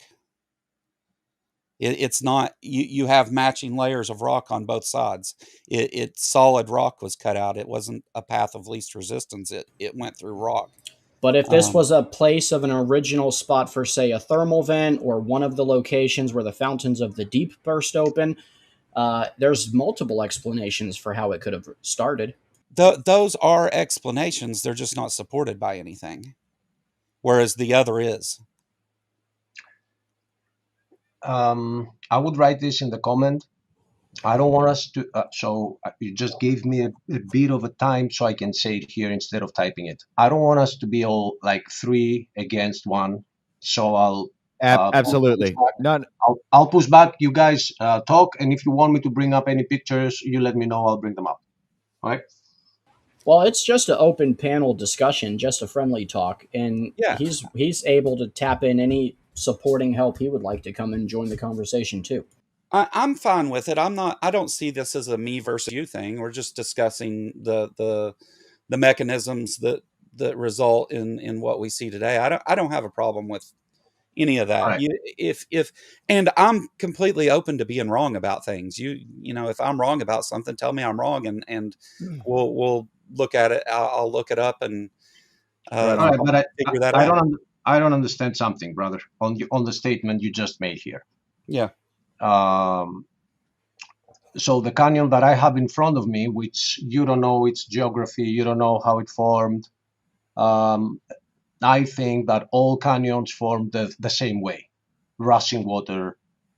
And in your worldview, it has been a smaller flood, a local flood, that created another canyon, not the same that created the Grand Canyon. So I'll take that for now, and I'll say this one was created by another flood, a smaller flood. Well, It was not created by the river at the bottom. And the question I have is, why shouldn't the rocks on the right side be the same with the rocks on the left side? Why would I expect them to be different? you wouldn't. What I'm saying is that if we're talking about the formation of the canyon, not just like, oh, there was some dirt in it and we washed it out from between these rocks, but if we're talking about the formation of the canyon, you would expect to see it be the same on both sides, just the same. And also, I'm not claiming that the Grand Canyon was caused by a flood. I'm saying there's a river that's been going through that same area for millions of years. Okay, But the river's underneath the top of the canyon. How do you explain that? which I would bring up the Erosion. next picture, which is exactly the same case with this canyon over here. If this river formed this canyon, it had to climb all the way up to that top to start eating the dirt away, because it would go around it. It wouldn't find a hole and go through the mountain and then slowly start eating it. No, you're right, but also that mountain didn't. Something interesting about that particular picture is I notice how there's this sharp edge on both sides, and the top is really flat.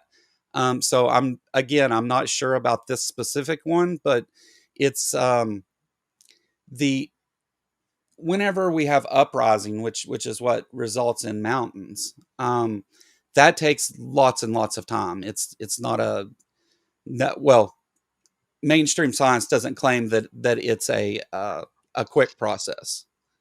No. And so as the mountain is raising up, you also have a river running through it, cutting into it.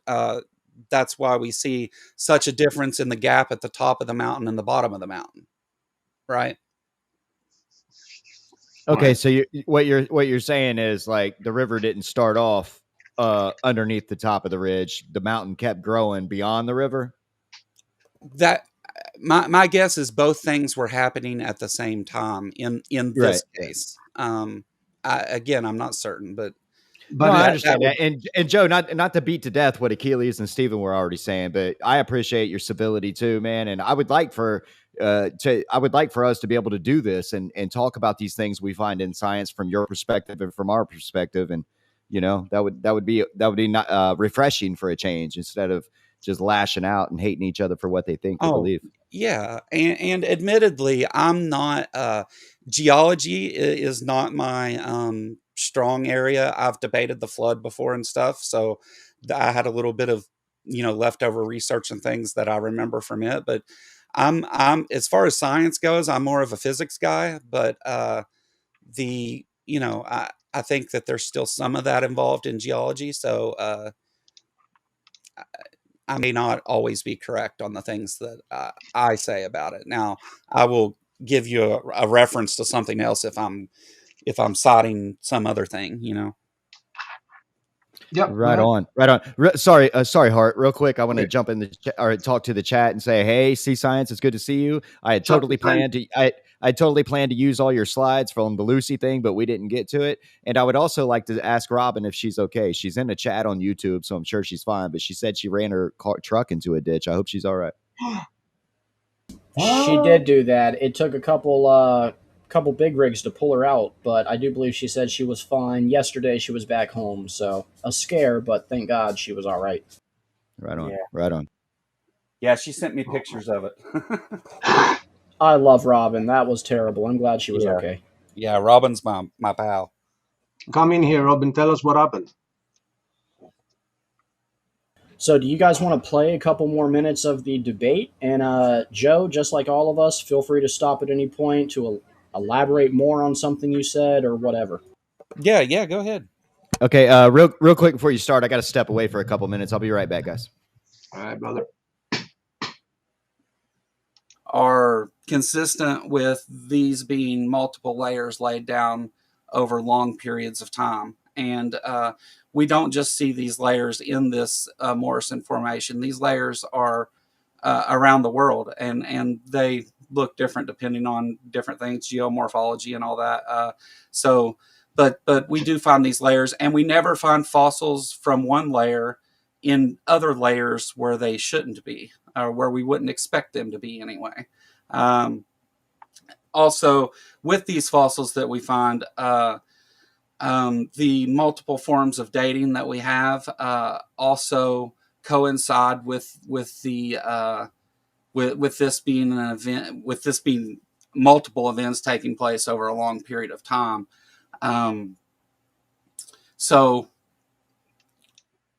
Oh, I'm sorry. I actually was thinking of pausing, and I had my hand on the mouse, but I misclicked. But I'll take it. I have a question, Joe. Yeah. I asked before you got here, but now that you're here, I can ask you. Sure. Why is it okay for the evolution side to say we have these predictions, and we go out and we actually find stuff that match those predictions? But if I dare say that I read in my Bible that there was a global flood, and I read it in every other book of prehistory, which we can call mythology in other stuff, it exists everywhere, a global flood, and I go out, I am not supposed to find stuff that match it, because if I do, I'm being accused of, I believe in the man in the clouds, and that's why I see these things. Why is it okay for one side to predict what they will find and then find it, and it's not okay for me to predict what I'll find and then find it? No, it would be perfectly fine for you to say, well, if it's the case that this worldwide flood occurred, then we should expect to see this in this place or everywhere or whatever. That's perfectly fine. The thing that I take issue with is whenever you read about that flood and say, I accept this as truth, and then you go and say, see, this thing that supports an older Earth actually supports my point of view because I believe that a flood happened. That's the difference. I don't take issue with making predictions and confirming them. Go for it. I wish creationists had more of those. Well, the prediction is that I would be finding canyons all over the world. I would be finding dinosaur fossils all piled up together because of the strength of the water that was pushing their bodies. I would expect to find trees through the layers. I would expect to find all these things, and they're there. Yeah. Also, if I could, you did make the statement that we find the fossils exactly where we would expect, and we never ever find them where we don't expect to find them. But I don't know if you were aware that's just not always accurate. Here's just one example on the screen of where we have found fossils with dinosaurs. And as Joseph mentioned in your debate, which we'll get into as we go along, the Morrison Formation shows a variety of specimens that were not supposed to coexist. Well, I actually, when I say that we don't find them in places we don't expect, what I'm saying is overall that there's exceptions. There's places where radiometric dating, there's anomalies in it, but we don't look to the one or two anomalies to explain the norm. Yes, Yeah, but that. Go ahead, Achilles. my question is, shouldn't the anomalies represent cracks in the theory? Well, I don't know of any theory. Well, I don't want to say theory. I don't know of any of these claims that anyone says this holds truth 100% of the time, all the time, because there can be other contributing factors. Well, gravity. Well, I mean, gravity if isn't. there was, if there was an exception, we would reconsider the theory, but we don't see an exception to most of the the laws of physics. We don't see exceptions. Well, laws are not the same as theories. Okay, so it is a theory. Well, no, no, I'm just using the words that you used. Right, so it goes hypothesis, theory, and then law, correct? Okay, so the difference in a theory and a law is a theory uses has some sort of mechanism and uses laws to support Well, that this thing is possible. A theory Right. is something that has presented testable predictions. That's a scientific theory. A law is something that we have established as a fact. We have more than enough predictions that have been come true and discovered. So that's the difference between the theory and the law. But that doesn't mean accuracy. Well, that's not what a theory is either, but not in scientific terms anyway. It's not just testable; it's confirmed multiple times. Well, That's why I didn't want to use the word theory a moment ago whenever I said that. But if it was proven so much so, it wouldn't be a theory anymore. It would be a scientific law, which they Wrong. have not been able Wrong. to form yet. So here's why it can't. Here's why things are a theory and the difference between the colloquial definition and the scientific definition of theory. So theories are things that have held true every time that they've been observed. Whenever we talk about the theory of evolution, there's the fact of evolution and the theory of evolution. We have observed evolution in any number of cases and the mechanisms that cause it to be a fact. But whenever we talk about the theory of evolution, that applies to the things that we haven't seen, but we're saying that this set of facts that we observed should hold true within these other things because there you go. Perfect. A scientific theory is well substantiated explanation, which means that it's been observed. so if you don't, um, if you don't, if you falsify the observation, then I understand what you're saying. But if you see something where others see something else, then that's your theory versus their theory. Well, it's not inferred. You say What? see something else. It's not I see something and just guess that this is the cause.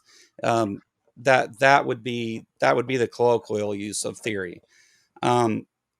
Theories theories are things that are actually observed objectively. It's not a I see this thing, so I say it's this, and you see it, so you say it's this. It's not that Okay. sort of thing. No, yeah. But what matters is that we need to, for it to step out of the theory realm and get into become a fact, then we need to have our prediction should be able to be verified by the observations and tested Right.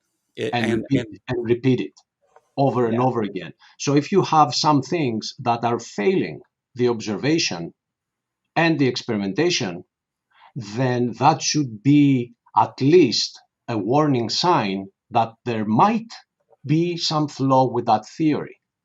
But we don't see that happening with the theory of evolution. We see things stretched to fit, and we put it in science books. And Well, again, no. not all the books. No. Your books, only in the States. So the just like on screen here, a theory, the theory of evolution is used to make predictions. They observe the outcome of those predictions, and when they're confirmed, it supports that theory is true. Because you're asking the question, if our theory of evolution is correct, which we have observed and substantiated, then we should be able to make this prediction and observe it. And when you observe those predictions and you confirm your theory again and again, it becomes a more well substantiated. It never goes above the level of theory, though. A theory never becomes a law. Theory is the highest gold standard you can have in science. Okay, I could go on and say, why then can't I go and say my theory, let's say, is there was a global flood. I predict this, and I go out and I find the observations. So that also remains a theory. So and I'll just let it, because okay, what you did was to define the term here. All right. So when, Go ahead. like, let's say, for example, what you just said, my theory, my prediction or my hypothesis is that there was a worldwide flood, and I want to go make observations, and I expect to see this if my hypothesis is correct. So Uh-huh. then the thing that you need your observations to do is to not point to other outcomes, and not just each observation, but the whole body of observations that you're making about this hypothesis, right? And that's what brings us back to what I asked 2 minutes ago, where we got into this, which is if there are exceptions to the rule of where, let's say, we predict to find the sediments, we predict where to find the fossils, and we don't find them where we expect, but we find, why do we hide those under the rug instead of re-examining the theory, and we take that theorem and we put it in scientific books as it is fact, when there are so many places where the observation doesn't match it? Because it's not getting taught in your schools as a theorem. It's being taught as theory, as fact, Well, right? so again, there's the theory of evolution and the fact that evolution occurs are two different things. And evolution does in fact occur, and it's been observed over and over and over. And in real time too, not just like, oh, we think millions of years this and that. They've observed even single cell organisms evolving into multicellular organisms in the that is span of not less true. than a year. That is not true, man. It is You know- absolutely true. I can no, give you it's multiple not. examples. I can bring up a biology chemist, and he can give you the answer. No, we don't. I think that could be helpful, Achilles, Hello? because we're just laymen and he's the authority. Welcome, Josh. Thank Hello? you. Let me see if I can find it. I'll need a minute. Go ahead, guys. My name is Achilles. I am an expert in everything Greek.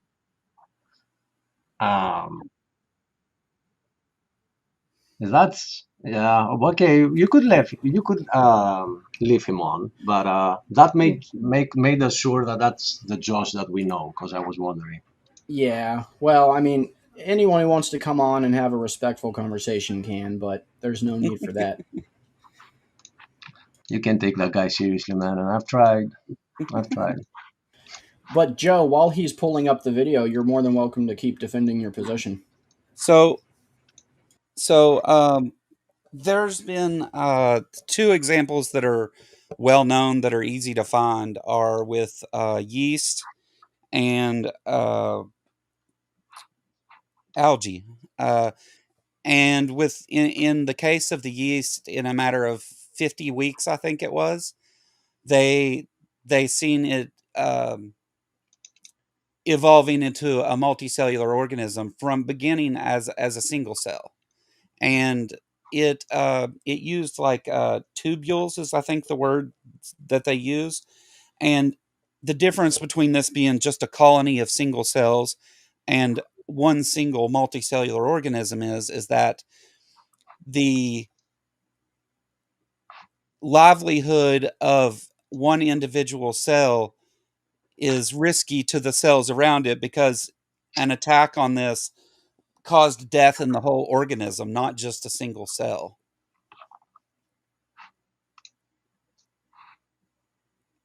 Okay. I think I have the drive disconnected because I can't find it in my hard drives.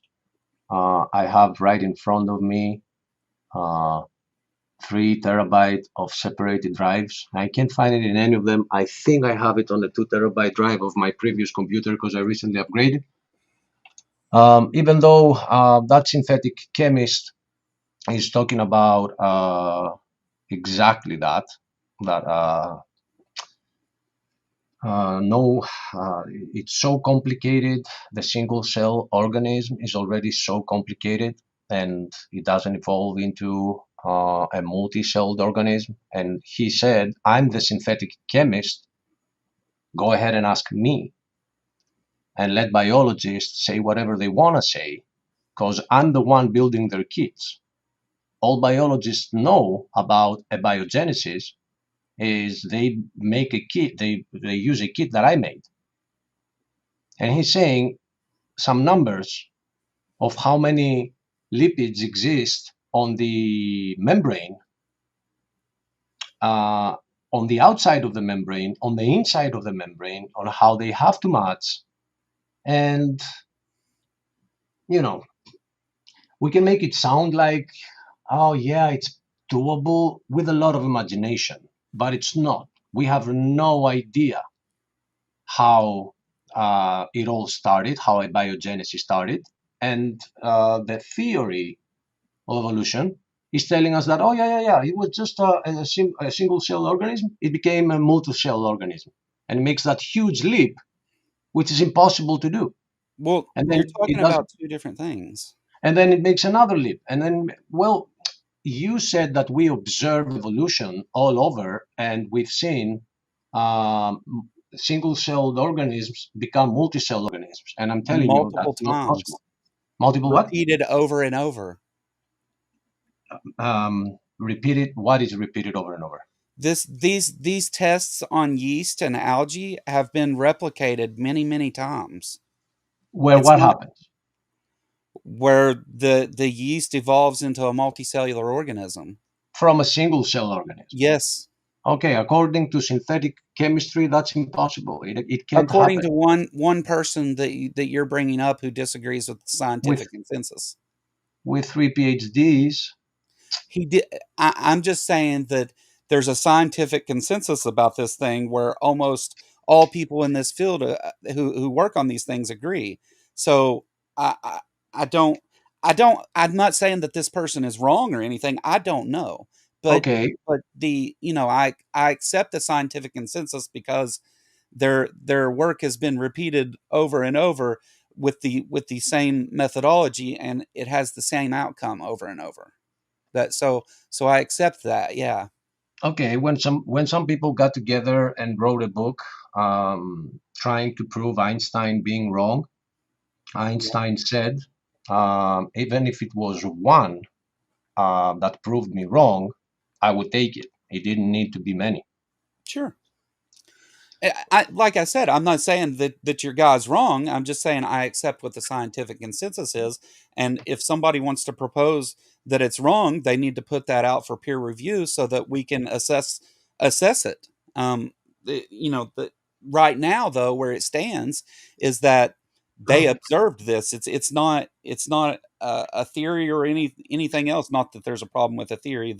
Just the wording you used a moment ago, but the when the scientific consensus stands and they've repeated this over and over, then yeah, if you want to say that it's wrong, then show where it's wrong, submit it for peer review so that we can put it through the same process that we did the original hypothesis, and we can refine what we know and don't know better. Okay. He may have great things to contribute to this, but He may have. Yeah, He may have done what you're calling him to do already. And that's why he is attacking the consensus, because I don't know if you've noticed, but there is a little bit of a bias concerning what gets accepted in that consensus and what is not. I don't know if you've noticed it. By the way, that's not a thing. That's not even a thing. What gets accepted it's not what gets accepted as consensus.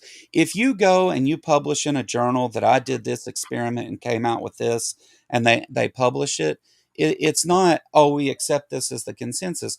People try to prove that wrong. That's what science does. It attempts to prove it wrong, and when it can't, and it comes out with the same explanation, then it slowly becomes a consensus. It's not a we have the consensus on this. Yeah, that's the theory. Well, I mean, you're proposing like some kind of underhanded conspiracy going on, and 100%. Then show it. We've made previous shows where I've shown all the books of biology in Greek schools, and the word evolution doesn't exist. The theory of the tree is not in our books. So this country is not like some far distant country in the deep forests of I don't know what place. This is Greece. And we don't teach it to any class. Okay. So that should be a little alarming. I mean, how so? If it was a fact, it would be getting taught in Greek biology schools, but in Greek classes. But when you get into your first biology class, the professor says, "Hello, children, this is the cell." And you will get an examination on all those little parts that exist inside a cell and what they do. That is our first class. Yeah. And on the second grade and on the third grade, it goes even deeper, and it never mentions where the cell came from. Oh, so sure. There is a difference between the science part of biology, because biology means everything about bio. Well, what you're talking about isn't biology, though. Where the cell comes from is chemistry. I didn't say comes from. You see what I'm saying? I didn't say where it comes from. And it's not even chemistry. Of course, chemistry is needed for the cell to function, but where it comes from, your side that says it comes from a previous single cell organism, and my side that says God made it that way, they're completely equal, and they shouldn't be in biology books. No, they don't. They are not equal, and they are, because it's a theory. No, hold on. Achilles, let's let Joe have time to get out his full thought. Because you may agree with me here. The only reason that I'm saying they're not equal is because of the process, right? Because these things that are put forward in textbooks of schools for science are subjected to a process.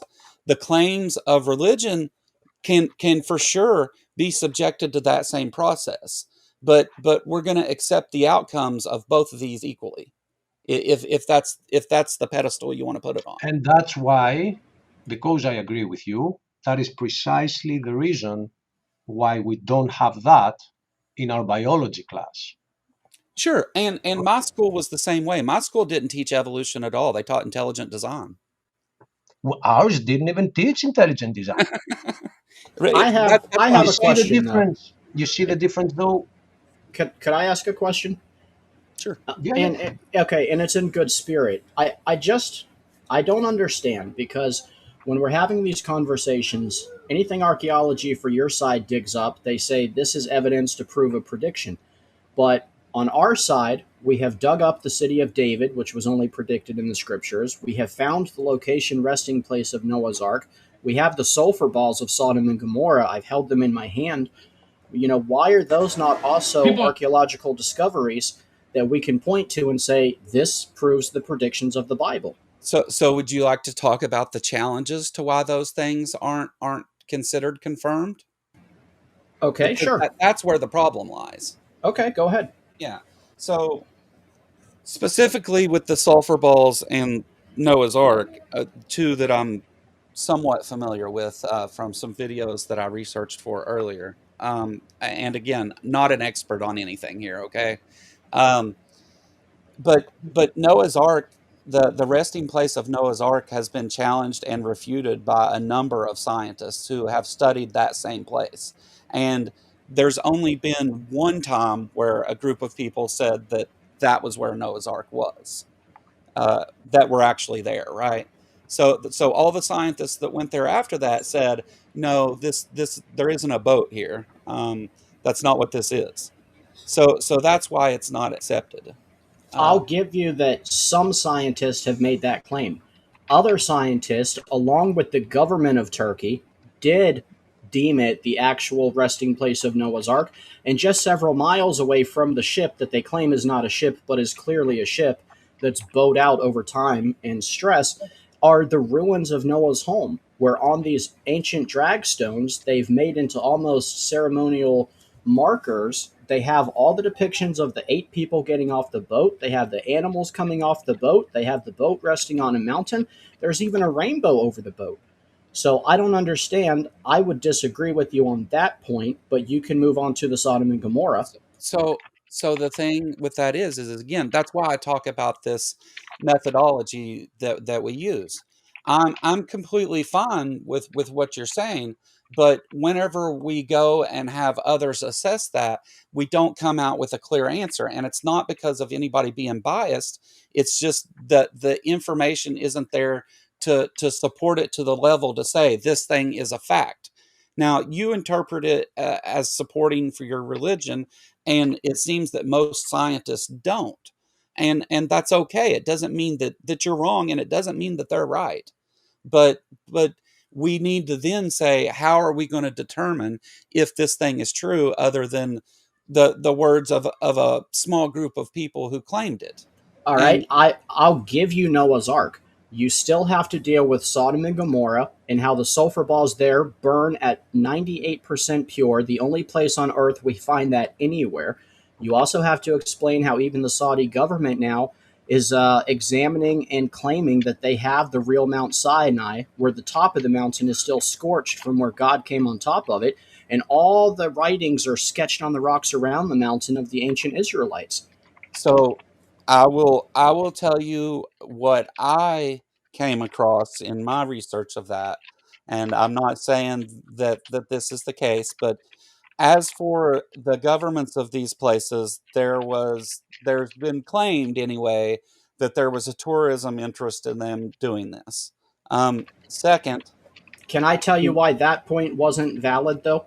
It's because in Saudi Arabia, there's an ancient ruling that anywhere you've marked as your territory, you have a claim to that land. So Saudi Arabia acknowledging this as the mountain of God, Mount Sinai, with the ancient Egyptian or ancient Israelites writings all over it, that would give the Israelites claim to that land in Saudi Arabia. Saudi Arabia would never do that. Well, again, and I'm not familiar with what you're talking about there, or how that would work with a separate sovereign nation. But um, uh, again, I've just that those are the things that I read about it, and uh, that's where I'm at with it. I don't. I'm not saying it's the case. I'm just saying that there's the claim about that. Now, the second problem is that, again, if if if we want to say that these things are true, then we should be able to sit down and say, if this is true, then we need to do this and this and this.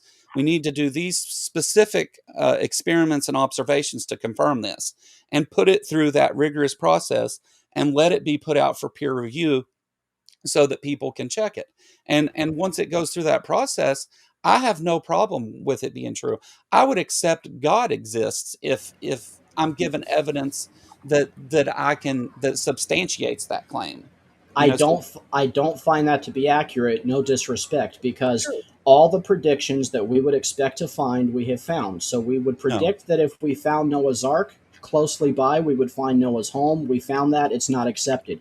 We find a prediction at the Sodom and Gomorrah site that if we found a location, we would find pure sulfur balls, which we have found. We find with the Red Sea crossing that there would be the markers of Solomon that were installed. We found those. They have the descriptions of them very well documented. And then if we found Mount Sinai, we would expect to find scorched rock at the top, which we do. So all of them have predictions that were testable, and we found them accurate. You just don't accept it. So hold on a moment here. All of these things except for one are you're talking about the discoveries of Ron Wyatt, correct? No, these are not solely the discoveries of Ron Wyatt. The Caldwells also did extensive research on it, and now they're still being researched to this day. Even Saudi Arabia is reevaluating and letting other schools from American universities come and dig, and they're finding exactly what they would expect to. The writings on the rocks that you spoke of, they wouldn't let us test them. Well, maybe not Americans, but the Saudi Arabia government's already tested them and found them valid. The period time is accurate. It all goes together. If they give we us haven't their even touched, even. I mean, but we haven't even touched on the city of David. Only the scripture predicted the city of David, and now we have undug the entire city of David. All I'm asking for here, listen, I'm not saying that these things aren't the case. I'm saying that we just need to subject these to the same process that we do other scientific claims. And whatever the findings are within that, I'm willing to accept. But until we can do that, I have to approach it with a bit of skepticism, because of the amount of untruths and inconsistencies and things that have been told in this area of work, right? There are a number of fraudsters out there in this area, right? Yeah, but I find that slightly hypocritical, if I could just be honest with you, because you're telling us that you not personally, but your side says that we're ignorant if we don't accept the predictions that you've discovered, if we don't believe in the fossils that you find in certain layers. But then when we dig up the whole city of David or find the location of any of these biblical sites that we found, they're numerous now. It's just not accepted. It's not good enough. Why is it the double standard? It's not accepted on the face of it. You're correct. Again, if it's subjected to this process, it would be accepted. But I'm saying you keep rejecting all of the predictions that we would expect to find. You don't accept any of them. That's where your hypocrisy comes in. So the sulfur balls, right? There's a completely natural explanation for that, and I'm sure you're aware of it. The cities of Sodom and Gomorrah, they don't the things that they said that they found, like the burns and the pillars and all that stuff, has been questioned by professionals who have went and investigated this, and they say that that's not what's there. So you have two competing sides. My position is that until you have shown this to be true, I'm not going to accept it to be true. And that's it. It's that simple. It's not a matter of Here's the problem. I've held these things in my hand. If you're looking at the screen right now, here are the literal sulfur balls from Sodom and Gomorrah. If you look at the shelf right under that, we have the bones that were burned up from the rapid fire of Sodom and Gomorrah. They have been tested. It's just never accepted. What did the scientists say about these things? Because I know what they said, and I'm sure you do too. Something that was scorched that bad was not testable. That was the claim that was made. Okay. So So you can and clearly about make the out sulfur all the balls, bones. about the sulfur balls, what was the problem with that? I'm not sure of that. Okay, so with the sulfur balls, the body of water that runs through there has a really high sulfur content, which you could say is because of these same sulfur balls, I suppose. But Well, yeah, until we determine that, how do we know which one of those is true? because you would not expect to find millions and millions of balls of sulfur. It would be just laid formation like anything else. They don't have an explanation for that. You still haven't explained the pillars of Solomon that mark the Red Sea crossing, with the chariot wheels obviously still at the bottom. I mean, come and kind of explain away some of those. So those were in fact studied and determined to be a fraud, right? No, they weren't. Show me the research. They were never determined to be a sure fraud. will. That's just not accurate. I have a video on my channel, and I don't care to pull the actual sources for you. I just can't do it right while we're talking. But there's a video on my channel where I talk about the discoveries of Ron Wyatt, right? And about these chariot wheels and the Red Sea crossing. Ron Wyatt's not the only one to validate these claims. You can toss Ron Wyatt completely aside if you don't believe Ron Wyatt. No. He's not the only one to find these claims. Right, but we're talking about the same thing. It's the same claim, though, right? Yeah, but if you're going to use Ron Wyatt personally disqualified, then it's not fair to use him as the representation, right? I'm not. They actually sent people who went and looked at these things, and that's their conclusion, not mine. Now, again, if it's the case, whenever we subject these things to scientists to go look at them, and they say that's not what's here, it's this and this, then that's fine. We disagree. Further study is needed, and until a study comes out that agrees with those, I don't see any reason to suggest that that's the case. Right? I just don't see how this can be looked at, and you tell me that these are not chariot wheels. It's unfathomable to me. They even have the correct amount of spokes for the period of Egyptian wheels we would expect to find. Like, it's so in your face. If I recall correctly about this particular thing, there was I don't want to suggest something that's not the case here, so I'm not going to. I'm just saying that the people who have went and studied this, because they did send numerous scientists out there to look at this, and they said that's not what we're seeing there, and that these things are not anything even resembling what they should be if that's the case. So the problem is all these scientists that you're talking about that went out there and disproved were all secular scientists. They're the ones who says, no, it has to be anything but this. We have to disqualify this evidence, even though this would be a great prediction for our side, if it was the opposite shoe on the foot. What would be what about being a secular scientist would make them have a bias of whether that's a chariot wheel or not? Because the majority of their funding comes from the government to hold up evolution. Yeah. So again, we get back to this thing to where there's some conspiracy every time mainstream science disagrees with these things. Now, it's a conspiracy that the majority of scientific funding comes from government grants? That's a conspiracy theory? Well, the conspiracy is that you're suggesting there's some underhanded stuff going on here. That's the conspiracy part. There's certainly underhanded things going on. With this particular claim. So again, subject these things to the rigors of science and accept what the outcome of it is. If we held the predictions that you have to the same standard you're holding us to, this theory of evolution wouldn't even be in the public schools. That's our point. It's a total double standard. The theory of evolution is so here's the problem with that. The theory of evolution has been through those steps, and that's what I'm asking you to do, is submit it for the same methodology. Except so many of your methods are just not working. Take the lunar problem. You guys have a lunar problem. We know that the moon is moving away from Earth about an inch to an inch and a half a year. They say that we can judge how far back time goes because of this. It's an accurate model. But if you go back like 100 million years, you have a real problem because the moon would be so close, it would wreak havoc on the So world. And they'll this say, has been well, disproven. obviously the lunar recession rate has changed over time, but you can't prove that because you're already going off of the standard of an inch a year to get your billions of years. Double standard. Both things can't be right, Joe. Okay, so let about the moon. What you just said has been disproven over and over and over. Now, you have chosen not to accept that, which is okay.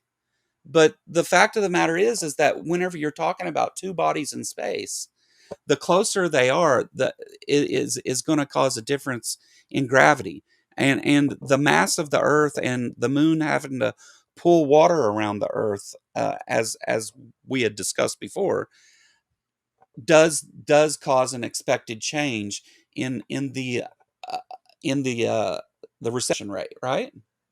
I mean, it's not like they just say these things. My It's problem they is if you just conceded that there was a change in the recession rate, they do not take that into consideration when they use the lunar cycle to tell us how old we are.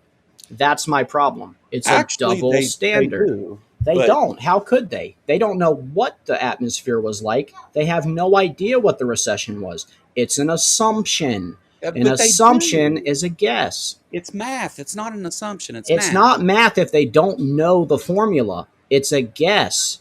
They don't know the formula. They have no idea what the recession rate was, even a million years ago. I mean, I guess I can refer you to an article on Talk Origins about it. That's the best I can do.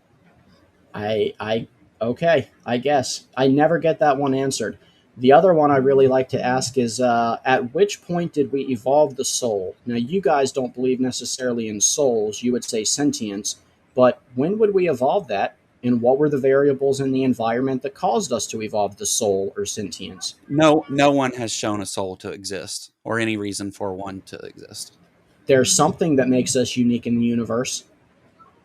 How do you know we're unique in the universe? I know that we're unique in the universe because no chimpanzee has ever put a man on the moon. No gorilla has ever started a fundraiser for charity. We see a uniqueness in the human race that is not even close in nature. So Nothing you show is even close. we're unique on our planet then. We have not observed any evidence of life on another planet. So until then, we have to assume that we are alone. No. That's not how anything's done. Right? Because I thought the whole point of science was the evidence. Show me the Right. evidence. But Where's your evidence?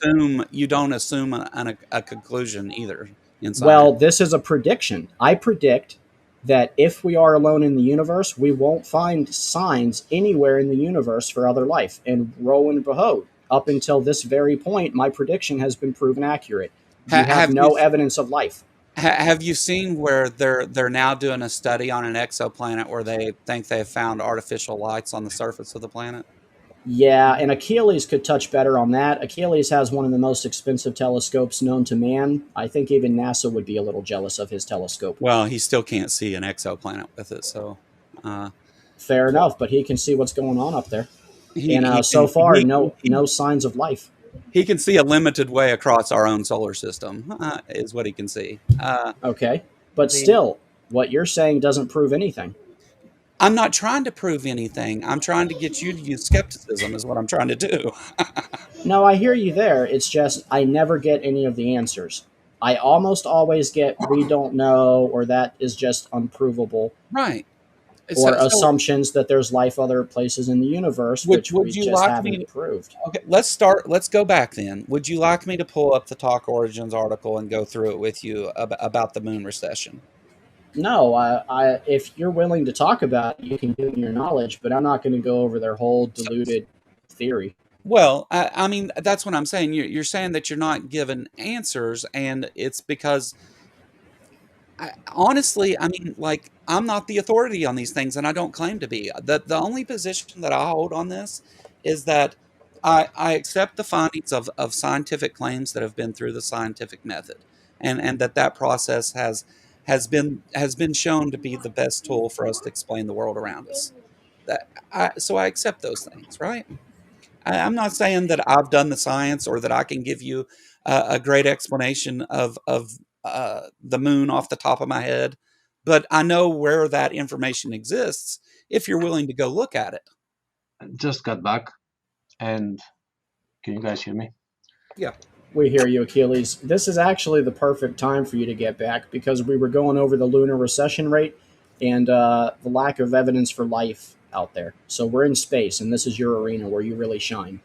Where because I'm in space, but I also think it's the right time to be back because I just heard that argument, which that's my whole point in bringing it up, is that there are so many cases that this scientific method does not prove itself. It doesn't prove back to that theory, and every crack in the system, it gets thrown away. It's like thrown under the rug. And there have to be methods to disprove, let's say, what happened in your debate with Joseph, disprove the huge worldwide flood by a set of little super floods. I mean, you're just demonstrating your misunderstanding of how science works, because no one has any at all owes it to anyone to disprove unsupported claims. No, I'm referring to the claim that you made that what you do is you go by the scientific theory, and I just said again that for that to be true, which I would completely respect, would be to actually follow the scientific theory. So if you have a theory that it's not getting proven, maybe you should re-examine it. Yeah, We didn't. I'm fine we, with that. we didn't start because we believed in a God. And I don't know, brother, if you know my history, I realized all these things that we are discussing and debating here in like 8 years ago. Before that, I was the person that was trying to convince everyone of different stuff, of the scientific theory, of space, the way I saw it back then. Let's not get into that discussion. But it's not like I started believing in a flood. For me, understanding that there was a flood was a big shock. It like completely destroyed my 30-year-old character.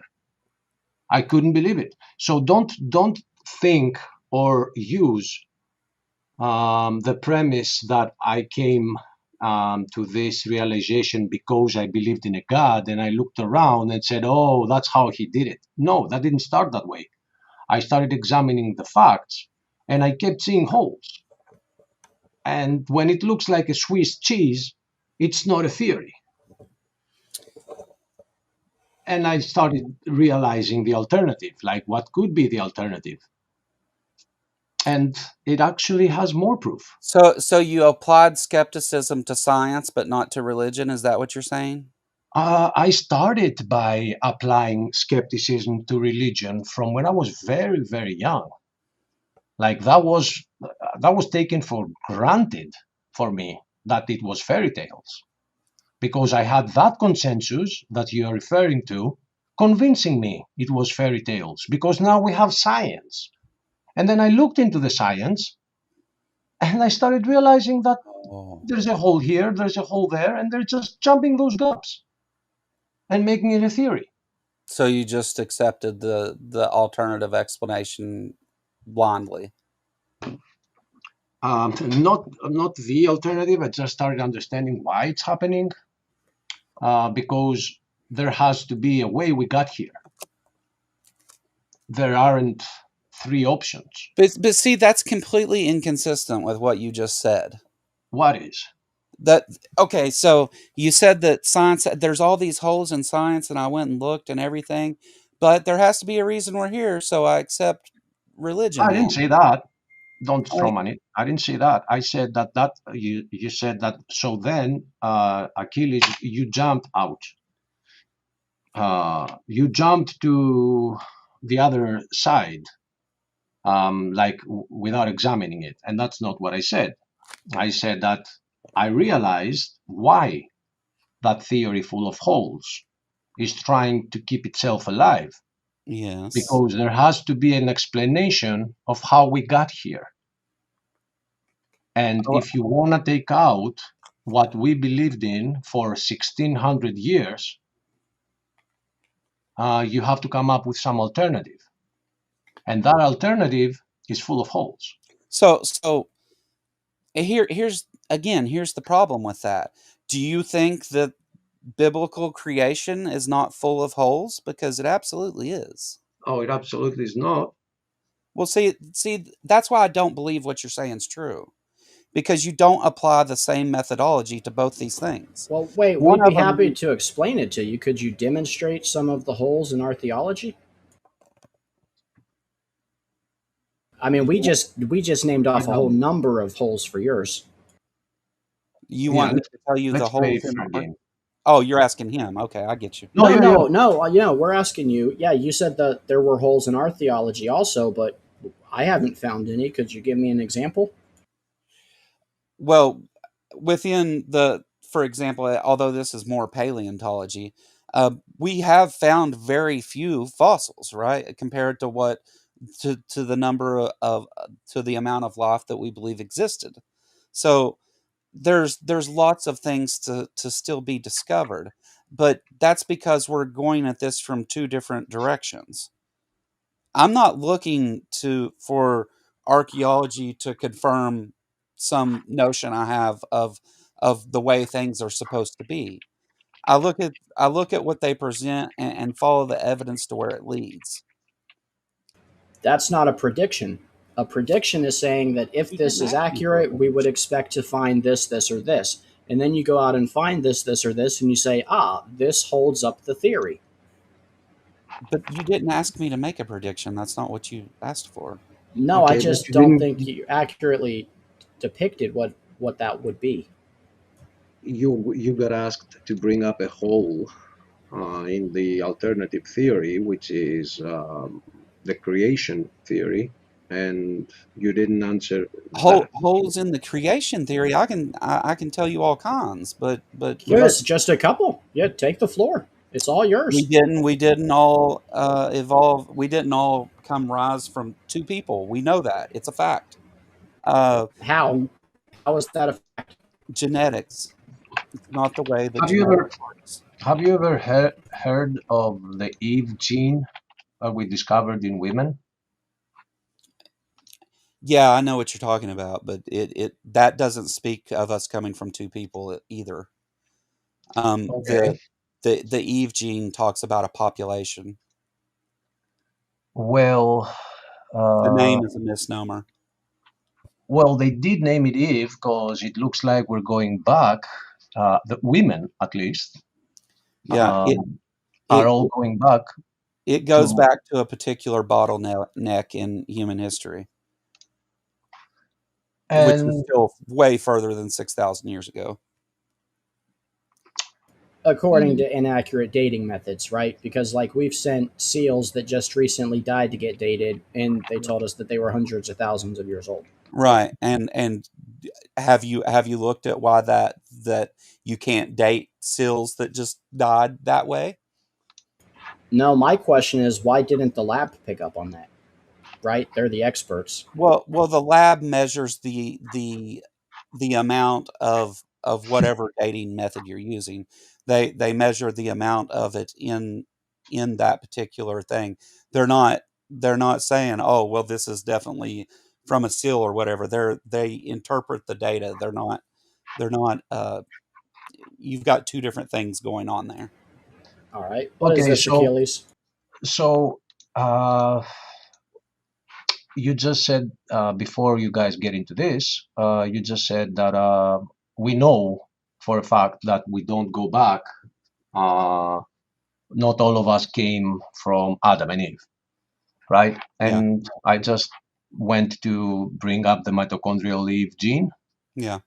which is actually saying this, and I want you to explain the difference for me.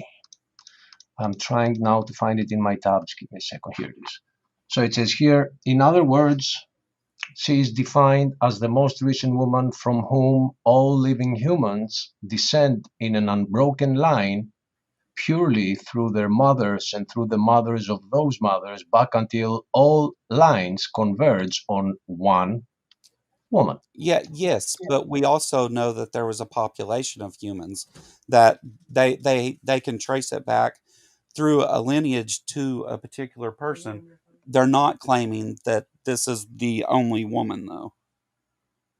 The thing is that they discovered this back in 2000, let's say 10, Yeah. and the theory of evolution exists for longer than that. But that part doesn't change the fact at all. Yeah. So how can we have different groups of different people? But what is saying here is that they've discovered this gene in all women on the earth Yes. that leads us back to one woman. And that's Right. why they gave it the name Eve. Right. So they're saying that women share this gene, but the claim isn't that it was a population of one. That's not anywhere in the claim. It's not specified outside the claim either, though, right? Yes, So yes, it this does actually well. It it says actually that is. it says all living humans. So it does, and then it says goes back to one woman. So what you're saying, you have to extract out of text that's not here. I'm asking No, you to no. break down what's in this text. Right, All and living humans back to one woman. yes, it's saying that women share a gene with some other woman in history, that they are in fact a lineage going back to this one particular person. The claim is not that this was the only woman living. That's not anywhere in the claim. Dude, are we Well, reading the same thing? Because it says here the analogy into the male genome is the mitochondrial, the chromosomal Adam, the individual from whom all living humans are partilineally descended. paternally. For what? Yeah, that, right? Pardon my Greek. So I looks to me like I'm reading here. It says we're going back to one man, and that's why they called it Adam. Read the first sentence of the last paragraph there. The name mitochondrial Eve alludes to the biblical Eve, which has led to repeated misinterpretation. Of course, that's what Wikipedia would say. I'm talking about the gene. No, Now- I want to talk about the evidence. The fact that we go back to one woman and the fact that they trace us back to one man. Sounds a lot like Adam and Eve to me. But And- again, and when the they're evidence particularly- supports the biblical claim, it has to be anything else. It has to be a misrepresentation not or a saying it's misconception, right? They're not saying that it's anything else. What they're saying is that if you read the rest of this, it talks about lineages, which is exactly what I said. Nor does it refer to the first woman, nor living female of her time, nor the first member of a new species. And this is all in the with all due scientific respect, paper on this subject. with all due respect, brother, I did not expect Wikipedia to say, "Hey guys, we found it. The Bible is actually real." I did not expect that to be here. You brought up a source that disagrees with the claim that you're making, and now I you brought wanna up a say that it's source. because of a I brought source. up a source which has been proven in the past that it will always go with the evolutionary side, never the creation side. Wikipedia is A source that is biased and has proven that is biased in the past. If you want to see proof of it, go to Kent Hovind's page and see that the only picture that they have of him is his mugshot. And that's not the case for, let's say, Trump, he has a mugshot too. Do you know So- how the articles on Wikipedia are curated? And I yeah, really, Joe, really, I expected you to come here and teach me how Wikipedia works. Well, I mean, it goes in the face of everything you're saying. You're saying No, that what I'm you're- trying to get to you, and you'll see the point. The point is that when there is something which is a discovery, they will have to include it, but then they will give you the evolutionary understanding of it. My point is why such a gene exists, and they are forced to admit. They are forced to admit here that we're going back to one woman and to one man. And then, they're going to have to excuse it and talk about all the Australopithecus. Of course they would. Hey, gentlemen. So you're projecting badly. You just did exactly the thing you're accusing unfoundedly, may I add, Wikipedia of doing. You're saying, well, it says one woman here, never mind what the rest of the article says. And then you're saying, well, I'm not no, saying the never article mind what doesn't it agree says. because they have to say this. And you're saying that science or Wikipedia or whoever is the one doing this when you're doing it. You're the one, you're doing that, and you haven't shown anyone else to be doing it but you. Honestly, we just read word for word off the article. Yes, But, gentlemen, and so did I, but that part wasn't accepted. Just the first paragraph. Sure. But we're going on 2 hours and 39 minutes. You guys are welcome to continue the conversation, Achilles, if you want, but I have to excuse myself. Yeah, I do too, man, because Okay. it's 4 a.m. All right. Well, thank you for showing up today. It was very unexpected, but you've been a gentleman, and we appreciate that. And out of respect, we'll come by your channel sometime when you're doing the open discussions. Sure. Thanks, guys. Thanks Hey, for have a dropping good by, night, brother. man. All right, bye.